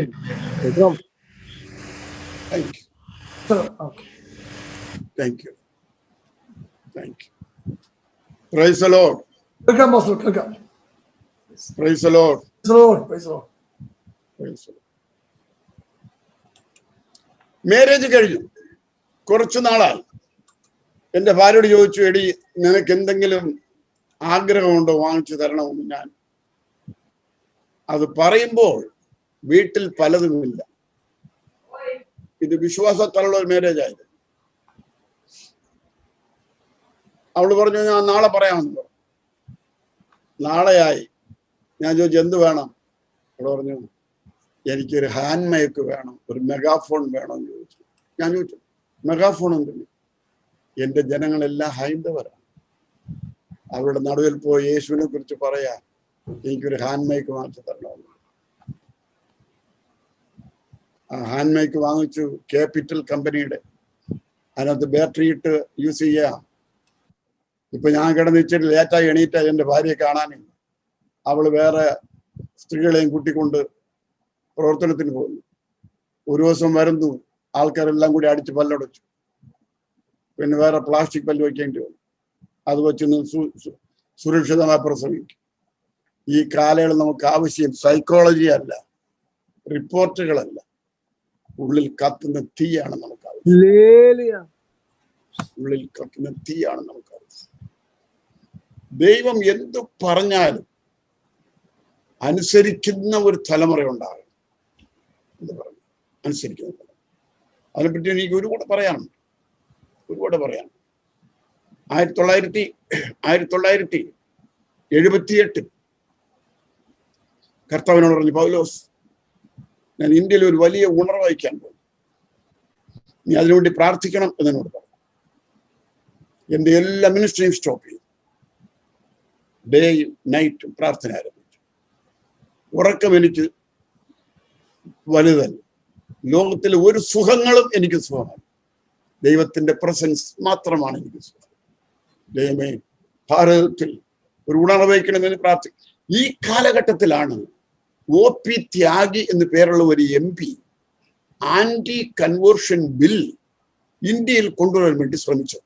1978 ഓർമ്മയുള്ള ആരെങ്കിലും ഉണ്ടോ? ആ ബില്ല് പാസ്സായാൽ ഇന്നത്തെ പോലെ ഫ്രീഡത്തിൽ സുവിശേഷം അറിയിക്കാനോ ക്രൂസൈഡ് നടക്കാനോ ചർച്ചുകൾ പ്ലാന്റ് ചെയ്യാനോ ഒന്നിനും സാധ്യമല്ല. എല്ലാത്തിനും ബാൻ ചെയ്തുകൊണ്ടുള്ളതാണ്. ഈ ബില്ല് പാസ്സാകരുത് എന്ന് പറഞ്ഞുകൊണ്ട് ക്രൈസ്തവ ജനങ്ങൾ ഒന്നു ചേർന്ന് കാസർഗോഡ് മുതൽ പാറശാല വരെയുള്ള മക്കൾ ഒരു കുറിപ്പിട്ട ദിവസത്തിൽ ലോറികളിൽ വാനുകളിൽ ജാഥയായി സെക്രട്ടേറിയറ്റിലേക്ക് മാർച്ച് ചെയ്തു OP ബിൽ പിൻവലിക്കണം. ഇതൊരു നല്ല കാര്യം. എനിക്കും അതിൽ ചേരാൻ വലിയ ആഗ്രഹമുണ്ട്. പക്ഷെ പരിശുദ്ധാത്മാവ് എന്നെ സ്റ്റോപ്പ് ചെയ്തു, എന്നെ പ്രിവെന്റ് ചെയ്തു പോകാതിരിക്കാനായിട്ട്. എന്റെ വീട്ടിന്റെ സൈഡിലെ ചായ്പിൽ ഇരുന്നു കൊണ്ട് ഞാൻ ദൈവത്തോട് പ്രാർത്ഥിക്കാറുണ്ട്, ഈ ബില്ല് പാസ്സാകും. ദൈവം ഞങ്ങൾക്ക് ഇനി സ്വാതന്ത്ര്യം വേണം. ഈ സമരമെല്ലാം തീർന്നപ്പോൾ, ഈ ജാഥയെല്ലാം തീർന്നപ്പോൾ പരിശുദ്ധാത്മാവ് എന്നെ പതുക്കെ പ്രേരിപ്പിച്ചു, പൗലോസ്, നീ പ്രാർത്ഥിക്കാൻ സെക്രട്ടേറിയറ്റിലേക്ക് പോ എന്ന് പറഞ്ഞു. ഒരു 5 ലക്ഷം പേര് പോകുമ്പോൾ ഒരാളായിട്ട് പോയാൽ എന്തെങ്കിലും സംഭവിച്ചാൽ ആരെങ്കിലും രാഷ്ട്രീയ പാർട്ടിക്കാർ ഇടപെട്ട് നമ്മൾ പുറത്തു കൊണ്ടുവരും. ഒറ്റയ്ക്ക് പോയാൽ അവന്റെ തോലും മുടിയും പുറത്ത് കാണത്തില്ല. എനിക്കതറിയാം. ഒരു വലിയ ബാനർ എഴുതിപ്പിച്ചു, OP ത്യാഗിയുടെ ബിൽ പിൻവലിക്കുക. ചെറിയ ബാനറുകൾ. മറ്റൊരുത്തലും രക്ഷയില്ല. ഞാൻ രക്ഷിക്കപ്പെടുവാൻ ആകാശത്തിന്റെ കീഴിൽ ഭൂമിക്ക് മുകളിൽ നൽകപ്പെട്ട യേശുവിന്റെ നാമമല്ലാതെ മറ്റൊരു നാമമില്ല. ഒരിക്കൽ ഭരിക്കുകയും പിന്നെ ന്യായവിധിയും മനുഷ്യർക്കായി നിയമിച്ചിരിക്കുന്നു. പാപത്തിന്റെ ശമ്പളം മരണം, ദൈവത്തിന്റെ കൃപാവരമോ കർത്താവായ യേശു ക്രിസ്തുവിൽ നിത്യജീവൻ തന്നെ. അന്ന് ഞങ്ങൾക്ക് 3 മക്കളാണ്. മൂത്ത മകന്റെ പേര് ബില്ലി ഗ്രഹാം, രണ്ടാമത്തെ മകന്റെ പേര് ഇസ്രായേൽ, മൂന്നാമത്തെ മകളുടെ പേര് സൂസൻ. മൂത്തവന് 6 വയസ്സ്, രണ്ടാമത്തവന് 4 വയസ്സ്, ഇളയ കുട്ടിക്ക് 1 വയസ്സ്. രാത്രി ഒരു 9 മണിക്ക് അവർ കിടക്കുന്ന മുറിയിൽ തലയണയിൽ തലവെച്ച് കിടക്കുകയാണ്. ഞാൻ അകത്തേക്ക് പോയി. പിഞ്ചു മുഖത്ത് എന്റെ കണ്ണ് കുളിരെ കണ്ടു. അവരെ തൂക്കിയെടുത്ത് ഒരു ഉമ്മ കൊടുത്തിട്ട് പോയാൽ കൊള്ളാം എന്ന് എന്റെ മനസ്സിൽ ആഗ്രഹം. അങ്ങനെ ഞാൻ ഉമ്മ കൊടുക്കുമ്പോൾ പിള്ളേർ ഉറക്കമുണ്ടെന്ന് കരയാൻ തുടങ്ങിയാൽ ഈ പാവം അമ്മ എങ്ങനെ ആ പിള്ളേരെ അമർത്തും? അതുകൊണ്ട് പേടിച്ചു അവരുടെ മുഖത്തെ ലൈറ്റ് ഇട്ടില്ല. ഞാൻ കണ്ണുകുളിരെ കണ്ടു. എൻ്റെ ഉള്ളിൽ ഞാൻ എന്നോട് തന്നെ പറഞ്ഞു, മക്കളെ, നിങ്ങൾ അനാഥരായിരിക്കില്ല. ദൈവത്തിനു വേണ്ടിയാണ് ഞാൻ പോകുന്നത്. ആ ദൈവം നിങ്ങളെ നോക്കി. ആ റൂമിന്റെ പുറത്തേക്ക് വന്നു. ഞാൻ ഭാര്യയോട് പറഞ്ഞു, ഞാൻ പോകുന്ന കാര്യം അവൾക്കറിയാം. എടീ, ജീവിക്കാനുള്ള എല്ലാ സൗഭാഗ്യവും നീ നൽകിയിട്ടു. നമ്മുടെ ഭാരതത്തിൽ ഇനിയും സുവിശേഷം അറിയിപ്പാൻ സ്വാതന്ത്ര്യം നൽകുക. ഞാൻ പ്രാർത്ഥിക്കാൻ പോവുകയാണ്. ഞാൻ പലത് ചിന്തിച്ചു. എൻ്റെ കൈക്ക് കയറി പിടിക്കും, എൻ്റെ പാൻറ്റിന് കയറി പിടിക്കും, ബഹളം നടക്കുമെന്ന് ഞാൻ ചിന്തിച്ചു. പക്ഷെ അവൾ ചിരിച്ചുകൊണ്ട് പറഞ്ഞത്, നിങ്ങൾ സമാധാനത്തോടെ പോകും, നമുക്ക് അവിടെ വെച്ച് കാണാം. 50 ലക്ഷം രൂപയും ഒരു ഭൂതത്തെയും കൊണ്ടുവരുന്നതിനേക്കാൾ പരിശുദ്ധാത്മാവുള്ള ഒരു ഭാര്യയോ ഒരു ഭർത്താവോ നിനക്ക് ലഭിച്ചാൽ നീ ഭാഗ്യവാൻ.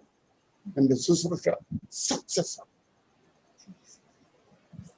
റോബി എന്ന് പേരുള്ള ഒരു ബ്രദറിനെ കൂടെ കൂട്ടി ഒരു ടെന്റ് കെട്ടാനുള്ള കമ്പ്, തടി, താർപ്പായി എല്ലാം ട്രാൻസ്പോർട്ട് ബസിന്റെ മണ്ടയ്ക്കിട്ടു. തിരുവനന്തപുരത്ത് പോയി തമ്പാനൂരിൽ പോയി ഇറക്കി, ഓട്ടോറിക്ഷ പിടിച്ചു, നേരെ സെക്രട്ടേറിയറ്റിലേക്ക് പോവുകയാണ്. സെക്രട്ടേറിയറ്റിന് 2 വാതിലുണ്ട്, മെയിൻ ഗേറ്റ്. ഒന്ന് തെക്ക് പടിഞ്ഞാറ് ഗേറ്റ്, മറ്റൊന്ന് വടക്ക് പടിഞ്ഞാറ് ഗേറ്റ്. വടക്ക് പടിഞ്ഞാറ് ഗേറ്റിന്റെ അടുത്താണ് പോലീസ് സ്റ്റേഷൻ. അതുകൊണ്ട് ഞങ്ങൾ ഈ ഷെഡ് ഇട്ടത് അവിടെ ഓഫ് ആക്കണേ. നിങ്ങൾ പറഞ്ഞതൊക്കെ ഇവിടെ കേക്ക് ഓഫ് ആക്കണേ ഫോണ്. ഹലോ ഹലോ അവിടെ ഫോൺ കട്ടാക്കണേ. ഏത് കട്ടാക്കണം? പാസ്റ്റർ തുറന്നോളൂ, പാസ്റ്റർ തുറന്നോളൂ, എന്തേ പാസ്റ്റർ തുറന്നോളൂ. വേറെ ആരുടെ ശബ്ദമാണ്, അത് മ്യൂട്ട് ചെയ്തിട്ടുണ്ട്. ഞാൻ പറഞ്ഞതെല്ലാം കേട്ടോ? ഏതൊരു കേട്ടു? പാസ്റ്റർ കേൾക്കാം, പാസ്റ്റർ കേൾക്കാം, പറഞ്ഞോളൂ. Okay okay. വടക്ക് പടിഞ്ഞാറ് ഗേറ്റിന്റെ അടുത്താണ് പോലീസ് സ്റ്റേഷൻ. അതുകൊണ്ട് ഞങ്ങൾ ആ ഗേറ്റിൽ തന്നെ ഷെഡ് കെട്ടി. കാരണം പോലീസ് സ്റ്റേഷൻ അടുത്തായതുകൊണ്ട് കുറച്ച് നടന്നാൽ മതി.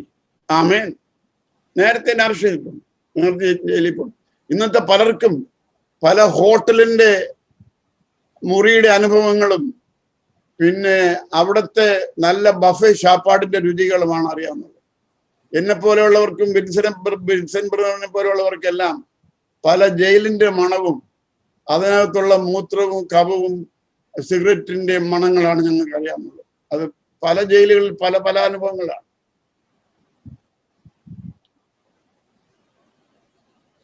Praise the Lord. Praise the Lord. ഞാൻ ആരെയും കുത്തുകയല്ല, കഷ്ടപ്പെടാൻ മനസ്സുണ്ടാകണം. ഒരു നല്ല വേലക്കാരൻ. ഞാൻ ഈ നിലയിൽ എന്റെ സൗകര്യങ്ങളെ വർജിച്ചത് സുവിശേഷത്തിന് വേണ്ടി കഷ്ടപ്പെടാൻ വേണ്ടിയാണ്, കഷ്ടപ്പെട്ട് വേല ചെയ്യാൻ വേണ്ടിയാണ്. ഒന്ന്, നമ്മൾ ഓരോരുത്തരും ഓരോ മോൾഡാണ്. നിങ്ങളോടുകൂടെ നടക്കുന്നവർ നിങ്ങളെപ്പോലെയായിത്തീരും. നിങ്ങളിൽ നിന്ന് അവർ പകരും. നിങ്ങളൊരു മോൾഡാണ്, അവൻ മനസ്സിലാക്കണം. ഇപ്പോ അതിന് ശേഷം പ്രാർത്ഥന ആരംഭിച്ചു. ഷെഡിനകത്ത് ഷീറ്റ് വിരിച്ചു, മുട്ടുമുത്തി പ്രാർത്ഥന ആരംഭിച്ചു ഇന്ത്യക്ക് വേണ്ടി. 7 മണി ആയപ്പോഴത്തേക്കും പോലീസ് 2 പേർ വന്ന് പറഞ്ഞു, നിങ്ങളെ അറസ്റ്റ് ചെയ്യാൻ പോവുകയാണ്. ഞാൻ ചിരിച്ചുകൊണ്ട് പറഞ്ഞു, സാറേ ഞങ്ങൾ അറസ്റ്റ് വരിക്കാൻ റെഡിയായി വന്നിരിക്കുകയാണ്, നോ പ്രോബ്ലം. പക്ഷെ അറസ്റ്റ് ചെയ്തില്ല, അവരങ്ങ് തിരിച്ചു പോയി. ഈ വാർത്ത സെക്രട്ടേറിയറ്റിൽ പലർക്കും അറിവ് കിട്ടി. അതിൽ ഒരു സെക്രട്ടറി, ലേഡി സെക്രട്ടറി, ഒരു വിഡോ, 2 പെമ്മക്കളുടെ അമ്മ, കല്യാണി അമ്മ, എന്നെ അറിയാം, എന്റെ ചൂടറിയാം, എന്റെ തീ അറിയാം. അവൾ ലീവ് എഴുതി കൊടുത്ത് ഓടി ആ ഷെഡിനകത്ത് കയറി. അവൾ പറഞ്ഞു, പൗലോസ് ബ്രദറെ ഈ ബില്ല് പാസ്സാകും. പല പിയൂൺസും പ്രാർത്ഥിക്കാനകത്ത് കയറി. ഇങ്ങനെ ഒരു സമരം ആദ്യമാണ് സംഭവിക്കുകയാണെന്ന് പറഞ്ഞത്. ഇപ്പോ അങ്ങനെ പ്രാർത്ഥിച്ചുകൊണ്ടിരിക്കുക ആ ഫുട്പാത്തിൽ കൂടെ നടന്നു പോകുന്ന ആളുകളുടെ കയ്യിൽ ചെറിയ ട്രാക്റ്റുകൾ ഇരിക്കുന്നത് കണ്ടു. ഞാനത് വാങ്ങിച്ച് നോക്കിയപ്പോൾ സുവിശേഷ ട്രാക്റ്റാണ്. ഞാൻ ചോദിച്ചു, നിങ്ങൾക്ക് ഇതൊക്കെ എവിടെ നിന്ന് കിട്ടി? അവർ പറഞ്ഞു, ഇതിന് വേറൊരു ഗേറ്റ് ഉണ്ട് സാറ്. അതെനിക്കറിയാം. അവിടെ ഒരാൾ നിന്ന് ഇപ്പൊ ഡിസ്ട്രിബ്യൂട്ട് ചെയ്തുകൊണ്ടിരിക്കുകയാണ്. ഇത് കേട്ടപ്പോ എനിക്ക് എന്റെ ഹൃദയം, ഇങ്ങനൊരു പരിതസ്ഥിതിയിൽ വന്നു നിന്ന് ട്രാക്റ്റ് കൊടുക്കാൻ ധൈര്യമുള്ള ആൾക്കാരുണ്ടല്ലോ. നമ്മൾ മാത്രമല്ല, ഏലിയാവ് ചിന്തിക്കും നമ്മൾ മാത്രമുണ്ട്. നമ്മളെ അറിയാതെ എത്രയോ പേര് ദൈവം കരുതിയിട്ടുണ്ട്. ഞാൻ പ്രാർത്ഥിച്ചോണ്ട് പറഞ്ഞു, നിങ്ങൾ പ്രാർത്ഥന കണ്ടിന്യൂ ചെയ്യുക. ഞാൻ അവരെ പോയൊന്ന് കണ്ട് ഒരു അഭിനന്ദനം പറഞ്ഞിട്ട് വരാമെന്ന് പറഞ്ഞ് ഞാൻ നടന്നു പോയപ്പോ കാണാം, ഒരു ലേഡിയാണ് അവിടെ നിന്ന് കൊടുത്തുകൊണ്ട് നിൽക്കുന്നത്. 2 തോളിലും 2 സഞ്ചിയുണ്ട്. അതും നീറ്റായ സഞ്ചിയല്ല, കുറച്ച് പഴയ സഞ്ചി. അതിനകത്ത് എടുക്കുന്നു, വരുന്നവർക്ക് എല്ലാവരും കൊടുത്തുകൊണ്ടിരിക്കുക. അപ്പൊ എനിക്കൊരു ക്യൂരിയോസിറ്റി, ഇതാരാണെന്ന് കാണണം. ഞാൻ പതുക്കെ വളഞ്ഞപ്പുറത്ത് പോയി മുഖം കാണാൻ വേണ്ടി. കണ്ടപ്പോ എനിക്ക് ആള് മനസ്സിലായി. ഞാൻ ഈ ആൾ നേരത്തെ കണ്ടിട്ടുണ്ട്. അതെന്റെ ഭാര്യയായിരുന്നു. ഞാൻ അടുത്ത് പോയി ചോദിച്ചു, എന്തായിട്ട് നീ ഈ കാട്ടിക്കൂട്ടുന്നത്? വീട്ടിൽ പിള്ളേരില്ലേ? അവള് പറഞ്ഞു, ഞാൻ നിങ്ങളോട് ഇന്നലെ പറഞ്ഞല്ലോ നമുക്ക് അവിടെ വെച്ച് കാണാമെന്ന്. നമുക്ക് അവിടെ വെച്ച് കാണാമെന്ന്. അവള് പറഞ്ഞു, അവിടെ വെച്ചല്ല, നിങ്ങൾ എന്നെ പിടിച്ചാൽ നിൽക്കില്ലെന്നറിയാം. വണ്ടി സ്റ്റാർട്ടായി, നിങ്ങൾ ഇന്ന് പോകും, ഞാൻ നാളെ രാവിലെ അവിടെ വരാം. അടുത്ത അവള് പറഞ്ഞത്, നിങ്ങളെ അറസ്റ്റ് ചെയ്യും എന്ന് എനിക്കറിയാം. അതേ പോലീസും ജീപ്പും വന്ന് എന്നെയും അറസ്റ്റ് ചെയ്യട്ടെ, നമുക്ക് ഒരുമിച്ച് യേശുവിന് വേണ്ടി ജയിലിൽ പോകാം. നമ്മുടെ മക്കളെ, കൊച്ചുമക്കളെ നമ്മുടെ ദൈവം നോക്കിക്കൊണ്ട്. ഞാൻ പറഞ്ഞു, താങ്ക് യു. എത്ര പേർ ദൈവമില്ലെന്ന് പ്രസംഗിക്കാൻ, കാജാബീഡിയും പച്ചവെള്ളവും കുടിച്ച് നടക്കാനുണ്ടെങ്കിൽ ജീവിക്കുന്ന ഒരു ദൈവമുണ്ടെന്ന് പറയാൻ ആരുടെ മുമ്പ്? കഷ്ടമോ നിന്നയോ പരിഹാസമോ അനുഭവിച്ച് അവന് വേണ്ടി ജീവിക്കാൻ ഒരു തലമുറ ഇറങ്ങട്ടെ, എഴുന്നേൽക്കട്ടെ. പാസ്റ്റർമാർ ഇതിന് തയ്യാറായാൽ വിശ്വാസികൾ തയ്യാറാകും. Amen, hallelujah, amen. Praise the Lord. ഞാൻ പറഞ്ഞു, നീ പോ.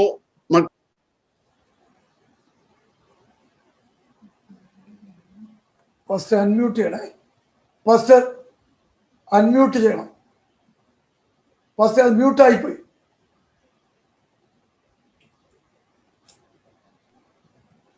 ശരിയായോ?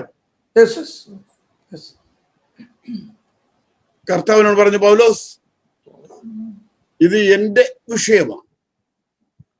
നീ മാത്രമല്ല, നിന്നെപ്പോലെ പലരും പ്രാണനെ കളയാൻ റെഡിയുള്ളവരാണ്. ഇതിൽ ഞാൻ പ്രവർത്തിക്കാം. നീ എല്ലാം പാക്ക് ചെയ്ത് പോകുന്നു. എല്ലാം പാക്ക് ചെയ്തു വീട്ടിലേക്ക് കടന്നു വന്നു. പിറ്റെന്നോ അതിന്റെ പിറ്റെന്നോ റേഡിയോ വാർത്ത ഉണ്ടായിരുന്നു, OP ത്യാഗയുടെ ബിൽ പിൻവലിക്കപ്പെട്ടു. 1978 ശേഷം അതുവരെ വലിയ സഭയെന്ന് പറഞ്ഞാൽ 40 അടി നീളം, 20 അടി വീതി, 50 പേരുണ്ടെങ്കിൽ പെരിയ ചർച്ച. ദൈവം വാസ്റ്റായിട്ട് തുറന്നു നമ്മുടെ നാടുകളെ. നല്ല എഡ്യൂക്കേറ്റഡ് ആളുകളെ ദൈവം എഴുന്നേൽപ്പി.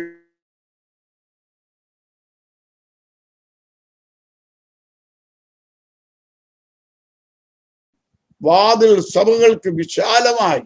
ഇനിയും കർത്താവിന് വരെ ഒരു 10 വർഷം നീണ്ടാൽ ഇതിനേക്കാളും വളരും. നമ്മൾ സ്പീഡ് കൂട്ടണം, വേഗത കൂട്ടണം. കർത്താവിന്റെ വേലയിൽ എപ്പോഴും വർദ്ധിച്ചു വരുന്നവരാകുവിൻ എന്നാണ് പൗലോസ് എഴുതിയിരിക്കുന്നത്. കഴിഞ്ഞ വർഷത്തെക്കാളും ഈ വർഷം അധ്വാനിക്കും. ഒരിക്കൽ എൻ്റെ ഒരു ചെറിയ കാർ, ഫിയറ്റ് കാർ, അതിങ്ങനെ ഞാൻ ഓടിച്ച് പോയപ്പോൾ ഞാൻ ഗിയർ മാറ്റാൻ മറന്നുപോയി. ഞാനിങ്ങനെ എന്തോ ചിന്തിച്ച് ഇങ്ങനെ പഴുക്കെ സ്റ്റെയർ പിടിച്ച് ഇങ്ങനെ പിടിക്കൊണ്ടിരിക്കും. ഞാൻ നോക്കിയപ്പോൾ കാണാം ഒരു ട്രാക്ടർ ഫുൾ ലോഡോടെ എന്റെ വണ്ടി ഓവർടേക്ക് ചെയ്ത് പോവുകയാണ്. ഞാൻ പറഞ്ഞു, എടാ നിന്റെ ട്രാക്ടറിനെക്കാളും എന്റെ വണ്ടിക്ക് സ്പീഡുണ്ട്. എനിക്ക് ഉടനെ ബുദ്ധി വന്നു, എന്റെ ബുദ്ധി തെളിഞ്ഞു. പതുക്കെ ക്ലച്ചമർത്തി വണ്ടി ഗിയർ മാറ്റി ടാപ്പ് ഗിയർ ഇട്ടു. അവന്റെ വണ്ടി ഞാൻ ഓവർടേക്ക് ചെയ്തു. ഈ നാളുകളിൽ നമ്മൾ ഗിയർ മാറ്റണം. ഈ പോകുന്ന പോക്ക് പോയാൽ ഇനി ഒരു 1000 വർഷമായാലും കർത്താവ് വരില്ല.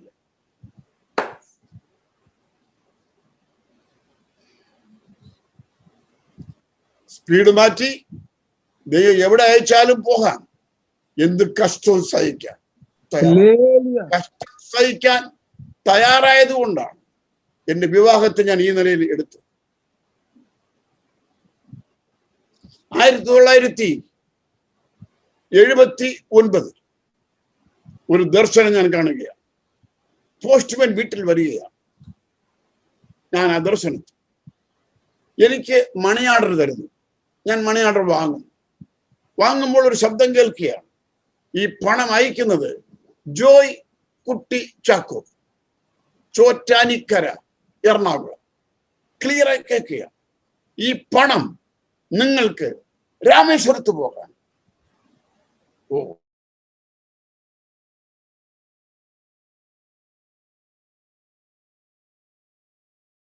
മുമ്പ് പോയ ഒരാളിനെ ഫസ്റ്റ് ഡേ കഴുത്തറുത്തു, തല അമ്പലത്തിൽ കൊണ്ടുവച്ചു. ഞങ്ങൾക്ക് ഭാഷ അറിയില്ല, പരിചയക്കാരോ ബന്ധുക്കളോ ചാർച്ചക്കാരോ ആരുമില്ല. അനേക ചോദ്യം. എന്റെ മൂത്ത മകൻ 2ൽ പഠിച്ചുകൊണ്ടിരിക്കുന്നു, ക്രിസ്മസ് പരീക്ഷയ്ക്ക് മുമ്പ്. രണ്ടാമത്തെ മകൻ 1ൽ പഠിച്ചുകൊണ്ടിരിക്കുന്നു. മൂന്നാമത്തെ മകൾക്ക് 2.5 വയസ്സ്. ഭാര്യയ്ക്ക് 7.5 മാസം ഗർഭിണി. ചിന്തിക്ക് ഈ പാഷയ്ക്ക് എത്ര മക്കളുണ്ട്? ബൈബിൾ പറയുന്ന മക്കളെ കൊണ്ട് ആവനാഴിക നിറച്ചിരിക്കുന്ന മനുഷ്യൻ ഭാഗ്യവാനെന്നാണ്. ഞങ്ങൾക്ക് 7 മക്കളുണ്ട്.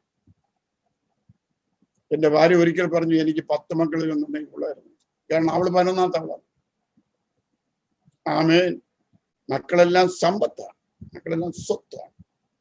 അതിൽ എൻ്റെ 6 മക്കളും വിവാഹിതരായി. അവരും അവരുടെ പൗസും ഫുൾ ടൈം വേലയിലാണ്. 7ാമത്തെ മകൾ ബൈബിൾ കോളേജിൽ പഠിച്ചുണ്ട്. ദൈവരാജ്യമാണ് മുഖ്യമെങ്കിൽ ഇത് നമ്മൾ ചിന്തിക്കും, ഓ നമ്മുടെ മക്കളെ സുവിശേഷ വേലയ്ക്ക് അയക്കണം. നമുക്ക് നാട്ടിൽ നല്ലൊരു വീട്, നല്ലൊരു ബാങ്ക് ബാലൻസ്, നല്ലൊരു കാറ്, നാട്ടിലുള്ള നല്ലൊരു അഭിമാനം, മക്കളെ വേലയ്ക്ക് അയക്കണം. മക്കളും വളർന്നു വരുമ്പോൾ കണ്ടുവരുന്നത് അപ്പനെ പോലെയാണ്. അവനും ചിന്തിക്കും, പ്രായമാകുമ്പോൾ നല്ലൊരു കല്യാണം കഴിക്കണം, നല്ലൊരു വീട് വയ്ക്കണം, നല്ലൊരു കാറ് മേടിക്കണം. എന്റെ മക്കളെ കർത്താവിന്റെ വിലയ്ക്ക് അയക്കണം. അവന്റെ മക്കളും വളർന്നു വരുമ്പോൾ ഇന്നാ ഇത് കണ്ടുവരുന്നത്. എന്നൊന്ന് പറയട്ടെ, ഒരു കാലത്തിൽ പല യാക്കോബ സഭകളിൽ നിന്നും മർത്തോമ സഭകളിൽ നിന്നും വിശ്വാസത്തിന് വേണ്ടി, വിശ്വാസ സ്നാനത്തിന് വേണ്ടി ഇറങ്ങിപ്പുറപ്പെട്ടവരെ ഒറ്റപ്പെടുത്തി സ്വത്തുകൾ കൊടുക്കാതെ വന്നു. മക്കൾ ധാരാളം, 5ഉം 6ഉം 8ഉം. പലരും ഹയർ റേഞ്ചുകളിലേക്ക് മാറിപ്പോയി. ഉള്ള സ്വത്തിന് പോയി. അവിടെ കയ്യിൽ ഒന്നുണ്ടായിരുന്നു, ബൈബിൾ ഉണ്ടായിരുന്നു. അവിടെ മക്കളെല്ലാം ദൈവം ആദരിച്ചില്ലേ? അവിടെ മക്കളെല്ലാം ദൈവം ഉയർത്തിയില്ലേ? മുമ്പ് അവന്റെ രാജ്യവും നീതിയും അന്വേഷിപ്പിൻ, അതോടുകൂടെ മറ്റുള്ളതൊക്കെയും ദൈവത്തിന് എല്ലാം ചേർത്ത് വെച്ചിട്ട് അന്വേഷിക്കാനല്ല, ആദ്യം അവന് രാജ്യം അന്വേഷിക്കണം. ദൈവത്തിന് കൊടുക്കേണ്ടത് നിങ്ങൾ ആദ്യം കൊടുത്താൽ നിങ്ങൾക്ക് തരേണ്ടതെല്ലാം ദൈവം തരും. ഇത് വലിയ സത്യമായ പ്രിൻസിപ്പിളാണ്.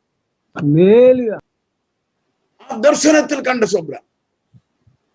ഭാര്യ 7.5 മാസം ഗർഭിണി. ഞാൻ ഭാര്യയോട് പറഞ്ഞു, എടി നീ ഗർഭിണിയാണ്, പിള്ളേർക്ക് ഇനി പരീക്ഷയ്ക്ക് ഒരാഴ്ചയോ, നീ ഇവിടെ നിന്ന് പിള്ളേർക്ക് പരീക്ഷ എഴുതിപ്പിച്ച് നിന്റെ ഡെലിവറി കഴിയുമ്പോഴത്തേക്കും അമ്മ വീട്ടിലുണ്ട്, ഞങ്ങൾ വീട്ടിലായിരുന്നു ഡെലിവറികളെല്ലാം. ഞാൻ ആ സ്ഥലത്തെ ഒന്ന് പോയി നോക്കി, എല്ലാം ഒന്ന് സെറ്റ് പണി വെച്ചിട്ട് വന്ന് നിന്നെ കൊണ്ടുപോകാം. അവള് പറഞ്ഞു, പപ്പാ നാളെ എൻ്റെ ഡെലിവറി എന്ന് എനിക്ക് ബോധ്യം ഉണ്ടായാലും ഇന്ന് ദൈവം നിങ്ങളെ എവിടെ അയക്കുന്നു അവിടെ നിങ്ങളോടുകൂടെ വരാൻ ഞാൻ റെഡിയാണ്. ജീവിച്ചാൽ ജീവിക്കാം, മരിച്ചാൽ മരിക്കാം. ഞങ്ങൾ പോയ ആ സ്ഥലം എന്ന് പറയുന്നത്, ആ കാലഘട്ടങ്ങളിൽ ആരെങ്കിലും കയ്യിൽ റെസ്റ്റ് വാച്ച് കെട്ടിക്കൊണ്ടു പോകുന്നത് കണ്ടാൽ അന്യനായ ഒരാൾ റെസ്റ്റ് വാച്ചിന് വേണ്ടി കൈ വെട്ടിയെടുക്കുമായിരുന്നു കൊള്ളക്കാർ. ശ്രീലങ്കയിൽ നിന്നും കൊണ്ടുവരുന്ന സ്മഗിൾ ചെയ്യുന്ന സാധനങ്ങളെ അതിനെ സ്മഗിൾ ചെയ്യുന്ന സ്മഗിളേഴ്സ് ഉണ്ടായിരുന്നു. നിങ്ങളെ പറഞ്ഞറിയിക്കാൻ പ്രയാസം. എവിടെ വെളിച്ചം പോകുമോ അവിടെ ഇരുട്ട് മാറും. ദൈവത്തിന്റെ ആഗ്രഹം വെളിച്ചം എല്ലായിടത്തും പരക്കണം എന്നുള്ളതാണ്. വെളിച്ചം ഉള്ളിടത്ത് വെളിച്ചത്തിന്റെ ആവശ്യമില്ല, വെളിച്ചം ഇല്ലാത്തടത്ത് വേണം വെളിച്ചം കടന്നു പോകും. ഞങ്ങൾ എല്ലാം പാക്ക് ചെയ്യും, എല്ലാം പാക്ക്. എന്തെല്ലാം ഉണ്ട്? കിച്ചൺ സാധനങ്ങളുണ്ട്, പിള്ളേരുടെ വിളയാട്ട് മുതൽ പഠിത്ത സാധനം മുതൽ അവരുടെ ബെഡിങ് എല്ലാം സാധനങ്ങളുണ്ട്, പില്ലോ വരെ ഉണ്ട്. അടുത്തൊന്നും മൈക്ക് സെറ്റ് ഉണ്ട്. അന്നത്തെ ആംപ്ലിഫയർ വാൾവ് ആംപ്ലിഫയർ ആണ്. ആംപ്ലിഫയർ, ഗ്രാമഫോൺ റെക്കോർഡ്, പിന്നെ വലിയ ലോറിയുടെ ബാറ്ററി, പിന്നെ പ്രൊജക്ടർ, ഇതെല്ലാം കൂടെ ഒരു പിക്കപ്പിൽ കയറ്റേണ്ട സാധനമുണ്ട്. ആ 200 രൂപ കിട്ടുമെന്ന് ദൈവം പറഞ്ഞപ്പോൾ ബാങ്കിൽ കിടന്ന കാശിനെ വിഡ്രോ ചെയ്തു. അതവിടെ കിടന്നാൽ പോകുന്നിടത്ത് കഷ്ടമുണ്ടാകും, ഉപദ്രവം ഉണ്ടാകും, തിരികെ പോകാനുള്ള പ്രേരണ ഉണ്ടാകും. അതുണ്ടാകരുത്. അതുകൊണ്ട് അതിനെ വിഡ്രോ ചെയ്ത് പല മീറ്റിങ്ങുകൾ നടത്തി തീർത്തു. അപ്പോഴാണ് പോസ്റ്റ്മാൻ വീട്ടിൽ വരുന്നത്. ഞാൻ ചോദിച്ചു, സാറേ ഒരു 200 രൂപ ഉണ്ടോ എന്ന് ചോദിച്ചു. അവർ പറഞ്ഞു 200 രൂപ ഉണ്ടെന്ന് പറഞ്ഞു. മണി ഓർഡർ തന്നു, അതിനൊരു സ്ലിപ്പും തന്നു. അദ്ദേഹം പോയി. അദ്ദേഹം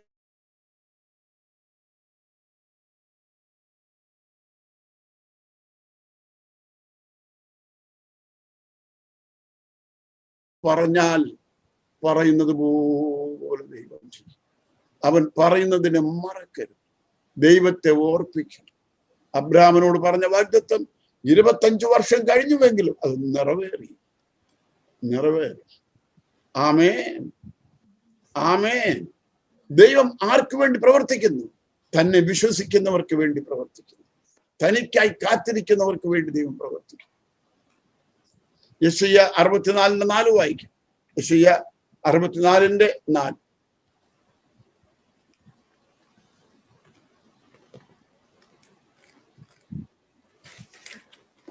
നീയല്ലാതെ ഒരു ദൈവം തന്നെ കാത്തിരിക്കുന്നവർക്ക് വേണ്ടി പ്രവർത്തിക്കുന്നത് പണ്ട് മുതൽ ആരും ഗ്രഹിച്ചിട്ടില്ല, കണ്ടുകൊണ്ട് കണ്ടിട്ടുമില്ല.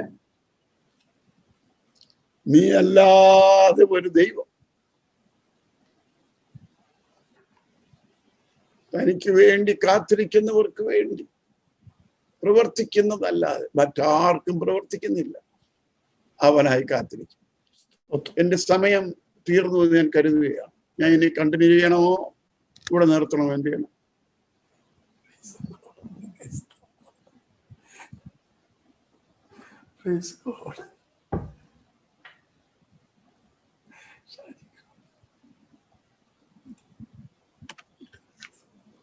നമുക്കിനി പ്രാർത്ഥനാ റൂമിലേക്ക് പോണല്ലോ. എന്തേ? ഇനി പ്രാർത്ഥനാ റൂമിലേക്ക് പോണോ? ഞാൻ ഇവിടെ നിർത്തട്ടെ. എന്തേ? 8:30 വരെയുള്ള സമയം. നിർത്തട്ടെ. 8:30 വരെയുള്ള സമയം. 8:30 വരെ. 8:30 വരെയുള്ളൂ. ശരി. അപ്പോസ്തല പ്രവൃത്തിയുടെ പുസ്തകം 9-ാം അധ്യായം 15-16 വചനം വായിക്കാം. സ്തോത്രം, സ്തോത്രം, സ്തോത്രം. കർത്താവ് അവനോട്, നീ പോകുക, അവൻ എന്റെ നാമം ജാതികൾക്കും രാജാക്കന്മാർക്കും ഇസ്രായേൽ മക്കൾക്കും മുമ്പിൽ വഹിക്കുവാൻ ഞാൻ തിരഞ്ഞെടുത്തിരിക്കുന്ന ഒരു പാത്രം ആകുന്നു. എന്റെ നാമത്തിനു വേണ്ടി അവൻ എന്തെല്ലാം കഷ്ടം അനുഭവിക്കേണ്ടതാകുന്നു എന്ന് ഞാൻ അവനെ കാണിക്കും എന്ന് പറഞ്ഞു. യേശു ആ 12 ശിഷ്യന്മാരെ അയക്കുമ്പോൾ അവരോട് പറഞ്ഞു, ചെന്നായ്ക്കളുടെ നടുവിൽ ആടിനെ പോലെ ഞാൻ നിങ്ങളെ അയക്കുന്നു. നിങ്ങൾക്ക് അവിടെ ഉപദ്രവം ഉണ്ടാകും, പീഡയുണ്ടാകും. ഇതെപ്പോ പറഞ്ഞു? ആ 12 പേരെ അടുക്കൽ വിളിച്ച് അവർക്ക് യേശു ശക്തിയും അധികാരവും പകർന്നു കൊടുത്തതിന് ശേഷം അങ്ങനെ അയക്കുകയല്ലായിരുന്നു, അവർക്ക് ഇൻസ്ട്രക്ഷൻ കൊടുത്തിട്ടയക്കുകയായിരുന്നു. അപ്പോൾ മനസ്സിലായി, പോകുന്നിടത്തിൽ എതിർപ്പുകളുണ്ടാകും. ചെന്നായ്ക്കയുടെ നടുവിൽ നമ്മൾ ഈ സാധാരണ ഈ ഡിസ്കവറി ചാനലിലൊക്കെ കാണുന്ന ചെന്നായ് ചെറുതാണ്. എന്നാൽ യൂറോപ്യൻ പ്രദേശങ്ങളിലൊക്കെ ഉള്ള ചെന്നായ് വലുത്. അൽസഷൻ പട്ടിയേക്കാളും വലുപ്പമുണ്ട്. ഒരിക്കൽ ഞങ്ങൾ അലാസ്ക എന്ന് പറയുന്ന രാജ്യത്തിൽ എസ്കിമോയുടെ ഇടയിൽ ഉറക്കാനായിട്ട് പോയി. അപ്പൊ അവിടെ പോയപ്പോ അവര് ഞങ്ങളെ ഈ ഈ ചെന്നായ്ക്കൽ കിടക്കുന്ന ഇടം കാണാൻ കൊണ്ടുപോയി. അത് ഒറ്റയ്ക്ക് പോവില്ല, കൂട്ടമായിട്ടേ പോവുള്ളൂ. അത് ഓരോന്നിന്റെ വലിപ്പം. ഏത് മൃഗത്തെയും ഈ ചെന്നായി അറ്റാക്ക് ചെയ്യും. ജിറാഫിനെ അറ്റാക്ക് ചെയ്യും, ആനയെ അറ്റാക്ക് ചെയ്യും, സിംഹത്തെ അറ്റാക്ക് ചെയ്യും. എല്ലാ മൃഗങ്ങളെയും സൃഷ്ടിച്ച ദൈവം ശിഷ്യന്മാരോട് ഉദാഹരണം പറഞ്ഞപ്പോൾ അതിന് ഉപയോഗിച്ചത് ചെന്നൈയായിരുന്നു. ഈ ഒരൊറ്റ വേർഡ് മതി, അവർക്ക് മനസ്സിലാവും. ഒന്ന് വന്ന് കടിച്ചാൽ മറ്റെല്ലാം കൂടെ വന്ന് കടിച്ച് മാംസത്തെ അങ്ങനെ പറിച്ച് അസ്ഥി പഞ്ചരമാക്കി വിട്ടിട്ട് പോകും. അപ്പൊ യേശു അവർക്ക് വാക്സിനേഷൻ വയ്ക്കുകയായിരുന്നു, തടുപ്പൂസി കൊടുക്കുകയായിരുന്നു. നിങ്ങൾ പോകുന്നിടത്ത് ഇതെല്ലാം നടക്കുമെന്ന്. ആമേൻ. അടുത്ത് ഇപ്പോൾ ആ അപ്പോസ്തലന്മാരെ അയച്ച യേശു ഇപ്പോൾ ശൗലിനെ വേലയ്ക്കായിട്ട് അയക്കുകയാണ്. ആ വായിച്ച ഭാഗം വീണ്ടും വായിക്കാം. 9:15-16. കർത്താവ് അവനോട്, നീ കർത്താവ് പോകുക, അനന്യാസിനോട്, നീ പോവുക, അവൻ എന്റെ നാമം ജാതികൾക്കും അവൻ എന്റെ നാമം ജാതികൾക്കും രാജാക്കന്മാർക്കും ഇസ്രായേൽ മക്കൾക്കും മുമ്പിൽ വഹിക്കുവാൻ ഞാൻ തിരഞ്ഞെടുത്തിരിക്കുന്ന ഒരു പാത്രമാകുന്നു. എന്റെ നാമത്തിനു വേണ്ടി അവൻ എന്തെല്ലാം കഷ്ടം അനുഭവിക്കേണ്ടതാകുന്നു എന്ന് ഞാൻ അവനെ കാണിക്കും എന്ന് പറഞ്ഞു. അവനെ വേലയ്ക്ക് വിളിച്ചപ്പോൾ യേശു പറയുകയാണ്, അവൻ എന്തെല്ലാം കഷ്ടം സഹിക്കേണ്ടി വരുമെന്ന് അവനെ ഞാൻ കാണിക്കും. ആരെയല്ല യേശു വേലയ്ക്ക് പറഞ്ഞയച്ചോ അവരോടെല്ലാം പറഞ്ഞു, നിങ്ങൾ വളരെ കഷ്ടങ്ങൾ സഹിക്കേണ്ടി വരും. അപ്പോസ്തലപ്രവൃത്തി 20-ാം അധ്യായം 19-20 വായിക്കും.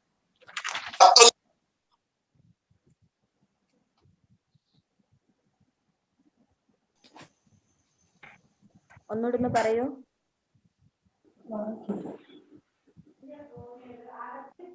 പറയോ? പാസ്റ്റങ്ങളെ. അപ്പോസ്തലപ്രവൃത്തി 19:20-21.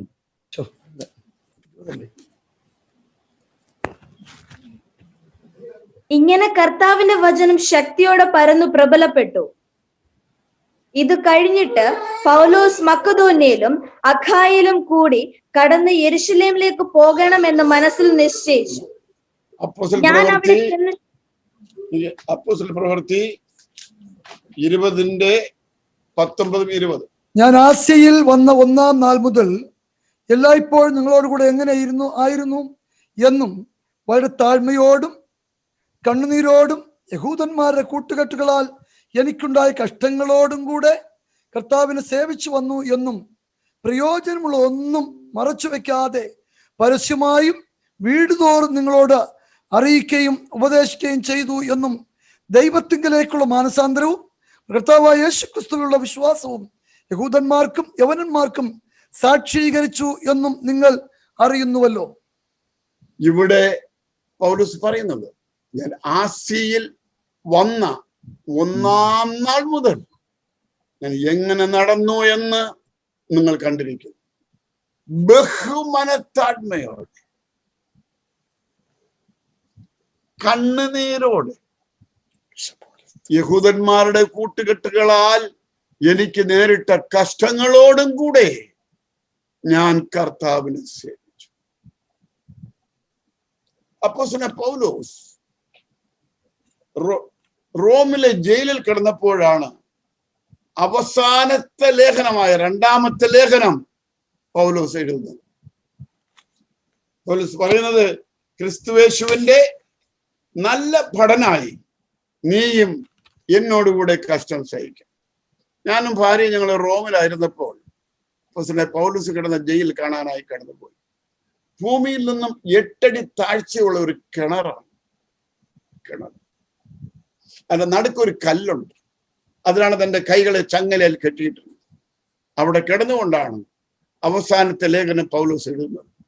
ക്രിസ്തുയേശുവിന്റെ നല്ല ഭടനായി നീയും എന്നോടുകൂടെ കഷ്ടം സഹിക്കാം.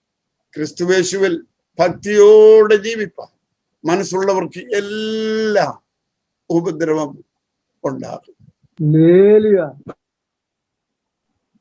അവിടെ നിന്നുമാണ് തന്നെ പുറത്തു കയറ്റി ക്രൂശിക്കാനായി കൊണ്ടുപോകുന്നത്. ഭക്തിയോടെ ജീവിപ്പാൻ മനസ്സുള്ളവർക്കെല്ലാം ഉപദ്രവം ഉണ്ടാവും. ഞാൻ അനുഭവിച്ച ഉപദ്രവങ്ങൾ പറയാൻ പോയാൽ എനിക്കിന്ന് രാത്രി മുഴുവനും വേണ്ടി വരും. എന്നെ 14 പ്രാവശ്യം എന്നെ അടിച്ചിട്ടുണ്ട്. 2 പ്രാവശ്യം എന്നെ വലിച്ച് എഴച്ചിട്ടുണ്ട്. മുക്കൂറുടെ അടിയാണ് ഭയങ്കര അടി. അടിച്ചാൽ കണ്ണും ഈ ചതയെല്ലാം നീല നിറത്തിലാവും, കണ്ണങ്ങ് വീങ്ങും, പിന്നെ ഒരു കണ്ണ് തുറക്കാൻ നോക്കി. അവര് ഒന്നടിച്ചിട്ടങ്ങ് വിടത്തില്ല. അവരുടെ കോപം തീരുന്നവരടിക്കും. പിന്നെയും മുഖം ഒന്ന് താന്നും ഒന്ന് പൊങ്ങിയിരിക്കും. ഇപ്പോഴും നമ്മൾ നോക്കിയാൽ അല്പമായിട്ട് അറിയാം മുഖം പൊങ്ങി, ഒരു സൈഡ് പൊങ്ങിയിരിക്കുന്നു. എന്നിട്ട് ഈ മുഖം പിന്നെ നേരെയാകുന്നത് അടുത്തൊരു ഗ്രാമത്തിൽ പോകുമ്പോൾ ഈ ഭാഗത്ത് അടി കൊള്ളുമ്പോഴാണ് മുഖം നേരെയാകുന്നത്. കുനിച്ചു വെച്ചുകൊണ്ട് മുട്ടുകൊണ്ട് എത്ര ദിവസം ഇടിച്ചിട്ടുണ്ട്. ഞങ്ങൾ പിന്നെ ചാകാനായിട്ട് പോവുകയാണ്. പൗലോസ് പറഞ്ഞ അറുക്കാനുള്ള ആടിനെ പോലെ ഞങ്ങൾ എണ്ണുകയാണ്. അങ്ങനെ എണ്ണിയ പിന്നെ നോ പ്രോബ്ലം, അതല്ലേ? അത് പല പ്രാവശ്യം പൗലോസ് പറഞ്ഞു, അറുക്കാനുള്ള ആടിനെ പോലെ ഞങ്ങൾ എണ്ണുകയാണ്. അങ്ങനെ എണ്ണി പോയാൽ കഷ്ടം ഉണ്ടാകും. കുളിക്കാൻ ഇറങ്ങിയാൽ നനയും. ഇന്ന് കർത്താവിന് ആവശ്യം എന്ത് കഷ്ടവും സഹിപ്പാൻ സന്മനസ്സുള്ള ആളുകളെ കർത്താവ് നോക്കും. ആമേൻ, ആമേൻ, ആമേൻ, ആമേൻ, ആമേൻ. നിങ്ങൾ അതിനുവേണ്ടി ആളുകളെ ഒരുക്കുക. ഞാൻ ഒരിക്കൽ ട്രെയിനിൽ യാത്ര ചെയ്ത് പോവുകയായിരുന്നു. രാമേശ്വരത്തിൽ നിന്നും ചെന്നൈക്ക് പോവുകയാണ്. പൊയ്ക്കൊണ്ടിരുന്നപ്പോഴത്തേക്കും ഞാൻ ഏത് ട്രെയിനിലുണ്ടെന്ന് സുവിശേഷ വിരോധികൾ മനസ്സിലാക്കി. അതേ ട്രെയിനിൽ അവരും കയറി. ഞാനൊരു തേർഡ് AC-യിലായിരുന്നു. എൻ്റെ സീറ്റ് ഗ്ലാസിന്റെ അടുത്തായിരുന്നു. സ്ലീപ്പർ കോച്ചിൽ കയറിയാൽ ഗ്ലാസ് തുറക്കാം, പുറത്ത് തുപ്പാൻ വേണ്ടി വന്നാൽ AC-യിൽ അത് ചെയ്യാൻ ഒക്കത്തില്ല. ഇവരകത്ത് കയറി. രാത്രി 12 മണിയായി. കാറ്റാടി കാട്ടിൽ കൂടെ വണ്ടി പോയിക്കൊണ്ടിരിക്കുകയാണ്. ആ ഒരു ടീം ഒരു 5-6 പേര് വരും. ഞാനൊരു ചെറിയ MP3 വെച്ച് ബൈബിൾ കേട്ടുകൊണ്ടിരിക്കുകയാണ്. എന്റെ അടുക്കലേക്ക് വന്ന് ചോദിച്ചു, ഇംഗ്ലീഷാണ് സംസാരിക്കും, will your Jesus save you, we are going to throw you out of the running train. ഇത് കേട്ടതും ഞാൻ ഞെട്ടിപ്പോയി. എന്ത് സംഭവിക്കുന്നിരിക്കട്ടെ. അവർ ഒരാൾ ഇടത് കൈ കൊണ്ട് എന്റെ കൊങ്ങയ്ക്ക് ഞാൻ ഇറുക്കി ഒരു പിടി പിടിച്ചു, ശബ്ദം പുറത്ത് വരാതിരിക്കാൻ. ആൾക്കാരെല്ലാം ഉറങ്ങുകയാണ്. ഒരു ചെറിയ ബ്ലൂ ലൈറ്റ് മാത്രം കത്തുന്നുണ്ട്. ഇങ്ങനെ പിടിച്ചു വെച്ചുകൊണ്ട് വലത് കൈ കൊണ്ട് മുഷ്ടി ചുരുട്ടി നെഞ്ചിൽ ഇടി ആരംഭിച്ചു. കുറെ ഇടിച്ചപ്പോഴത്തേക്കും ഞാൻ പതുക്കെ കൈപൊക്കി ലൈറ്റ് ഓൺ ചെയ്യുന്നു. അവർ ഉടനെ ലൈറ്റ് ഓഫ് ചെയ്യുന്നു. വീണ്ടും ഞാൻ ലൈറ്റ് ഓൺ ചെയ്യുന്നു. അവർ ലൈറ്റ് ഓഫ് ചെയ്യുന്നു. പിന്നെ ഇടിയുടെ ഭാരം കൊണ്ട് ഇനി കൈ പൊക്കാൻ വയ്യ, കൈ അങ്ങ് തളർന്നു. അവർ ആ ഇയർഫോണിനെ മാറ്റിവെച്ചിട്ട് എന്റെ ഈ കാതിനെ ഇടിച്ചു ചതച്ചു. എന്റെ കാതിന്റെ കേൾവി നഷ്ടപ്പെട്ടു. വായിൽ ഇടിച്ച് നാടി ജാമായി. എന്റെ നാക്കും ഈ ചുണ്ടുകളെല്ലാം രണ്ടായി പിളർന്നു. വായുടയത്തൂടെ രക്തം വന്നുകൊണ്ടിരിക്കുകയാണ്. സ്ലീപ്പർ കോച്ചാണെങ്കിൽ ഗ്ലാസ് അതിന്റെ ഈ ഗ്ലാസ് വരുടെ പുറത്ത് ഇത് സ്ലീപ്പർ കോച്ചാണ്. എന്ത് ചെയ്യാനൊക്കെ എനിക്കറിയില്ല. ആ പിടി എങ്ങനെ പിടിച്ചുകൊണ്ടിരിക്കുകയാണ്. അപ്പം 2 സീറ്റിന്റെ ഇടയിൽ ആളുകൾ നടന്നു പോകുന്ന ഇടത്തിൽ തുപ്പിയാൽ അതെല്ലാം മഹാമോശമാണ്. ഞാൻ രക്തം കുടിച്ചുകൊണ്ടിരിക്കുകയായിരുന്നു. എനിക്ക് മനസ്സിലായി എന്റെ സമയമായി.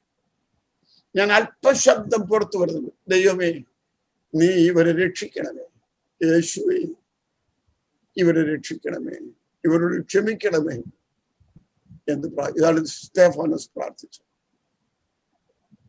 പെട്ടെന്ന് ഒരു മനുഷ്യൻ ആ റൂമിനകത്ത് അവിടെ ആ കമ്പാർട്ട്മെന്റിൽ പ്രത്യക്ഷനായി. മറുഭാഗത്തെ ലൈറ്റ് ഇട്ടു. ഒരു ഭീമനായ ഒരു മനുഷ്യൻ ഇവരെ എല്ലാരെയും ഓരോരുത്തരെ കൈക്ക് പിടിച്ച് വലിച്ച് ദൂരേക്ക് എറിഞ്ഞു. അദ്ദേഹം അപ്രത്യക്ഷനായി. ആരെന്ന് എനിക്കറിയില്ല. എന്റെ ദൈവം എന്നെ ഹെൽപ്പ് ചെയ്യാൻ സഹായിച്ചു. ഈ അടി കൊള്ളുന്നത് 14ാമത്തെ പ്രാവശ്യമാണ്.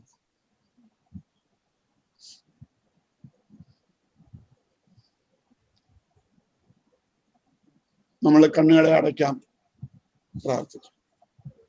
അധികം കേൾക്കുന്നവരല്ല, ക്രിസ്തുയേശുവിൽ വിശ്വസിപ്പാൻ മാത്രമല്ല, അവന്റെ നാമത്തിന് വേണ്ടി കഷ്ടം സഹിപ്പാനും കൂടെ നമുക്ക് വരം നൽകിയിരിക്കുന്നു. കംഫോർട്ട് സോൺ വിട്ട് വെളിയിൽ വരാൻ മനസ്സില്ലാത്ത കാലത്തോളം വേല വളരില്ല. യേശുവേ, എന്റെ ശബ്ദം ശ്രമിച്ച ഓരോരുത്തരുടെ ഉള്ളങ്ങളോട്, പൈതങ്ങളോട്, സ്ത്രീകളോട് യേശുവിന്റെ രാജ്യമാണ് മുഖ്യമെന്ന് അവർ ചിന്ത കൊടുക്കണമേ എന്ന് പ്രാർത്ഥിക്കുന്നു.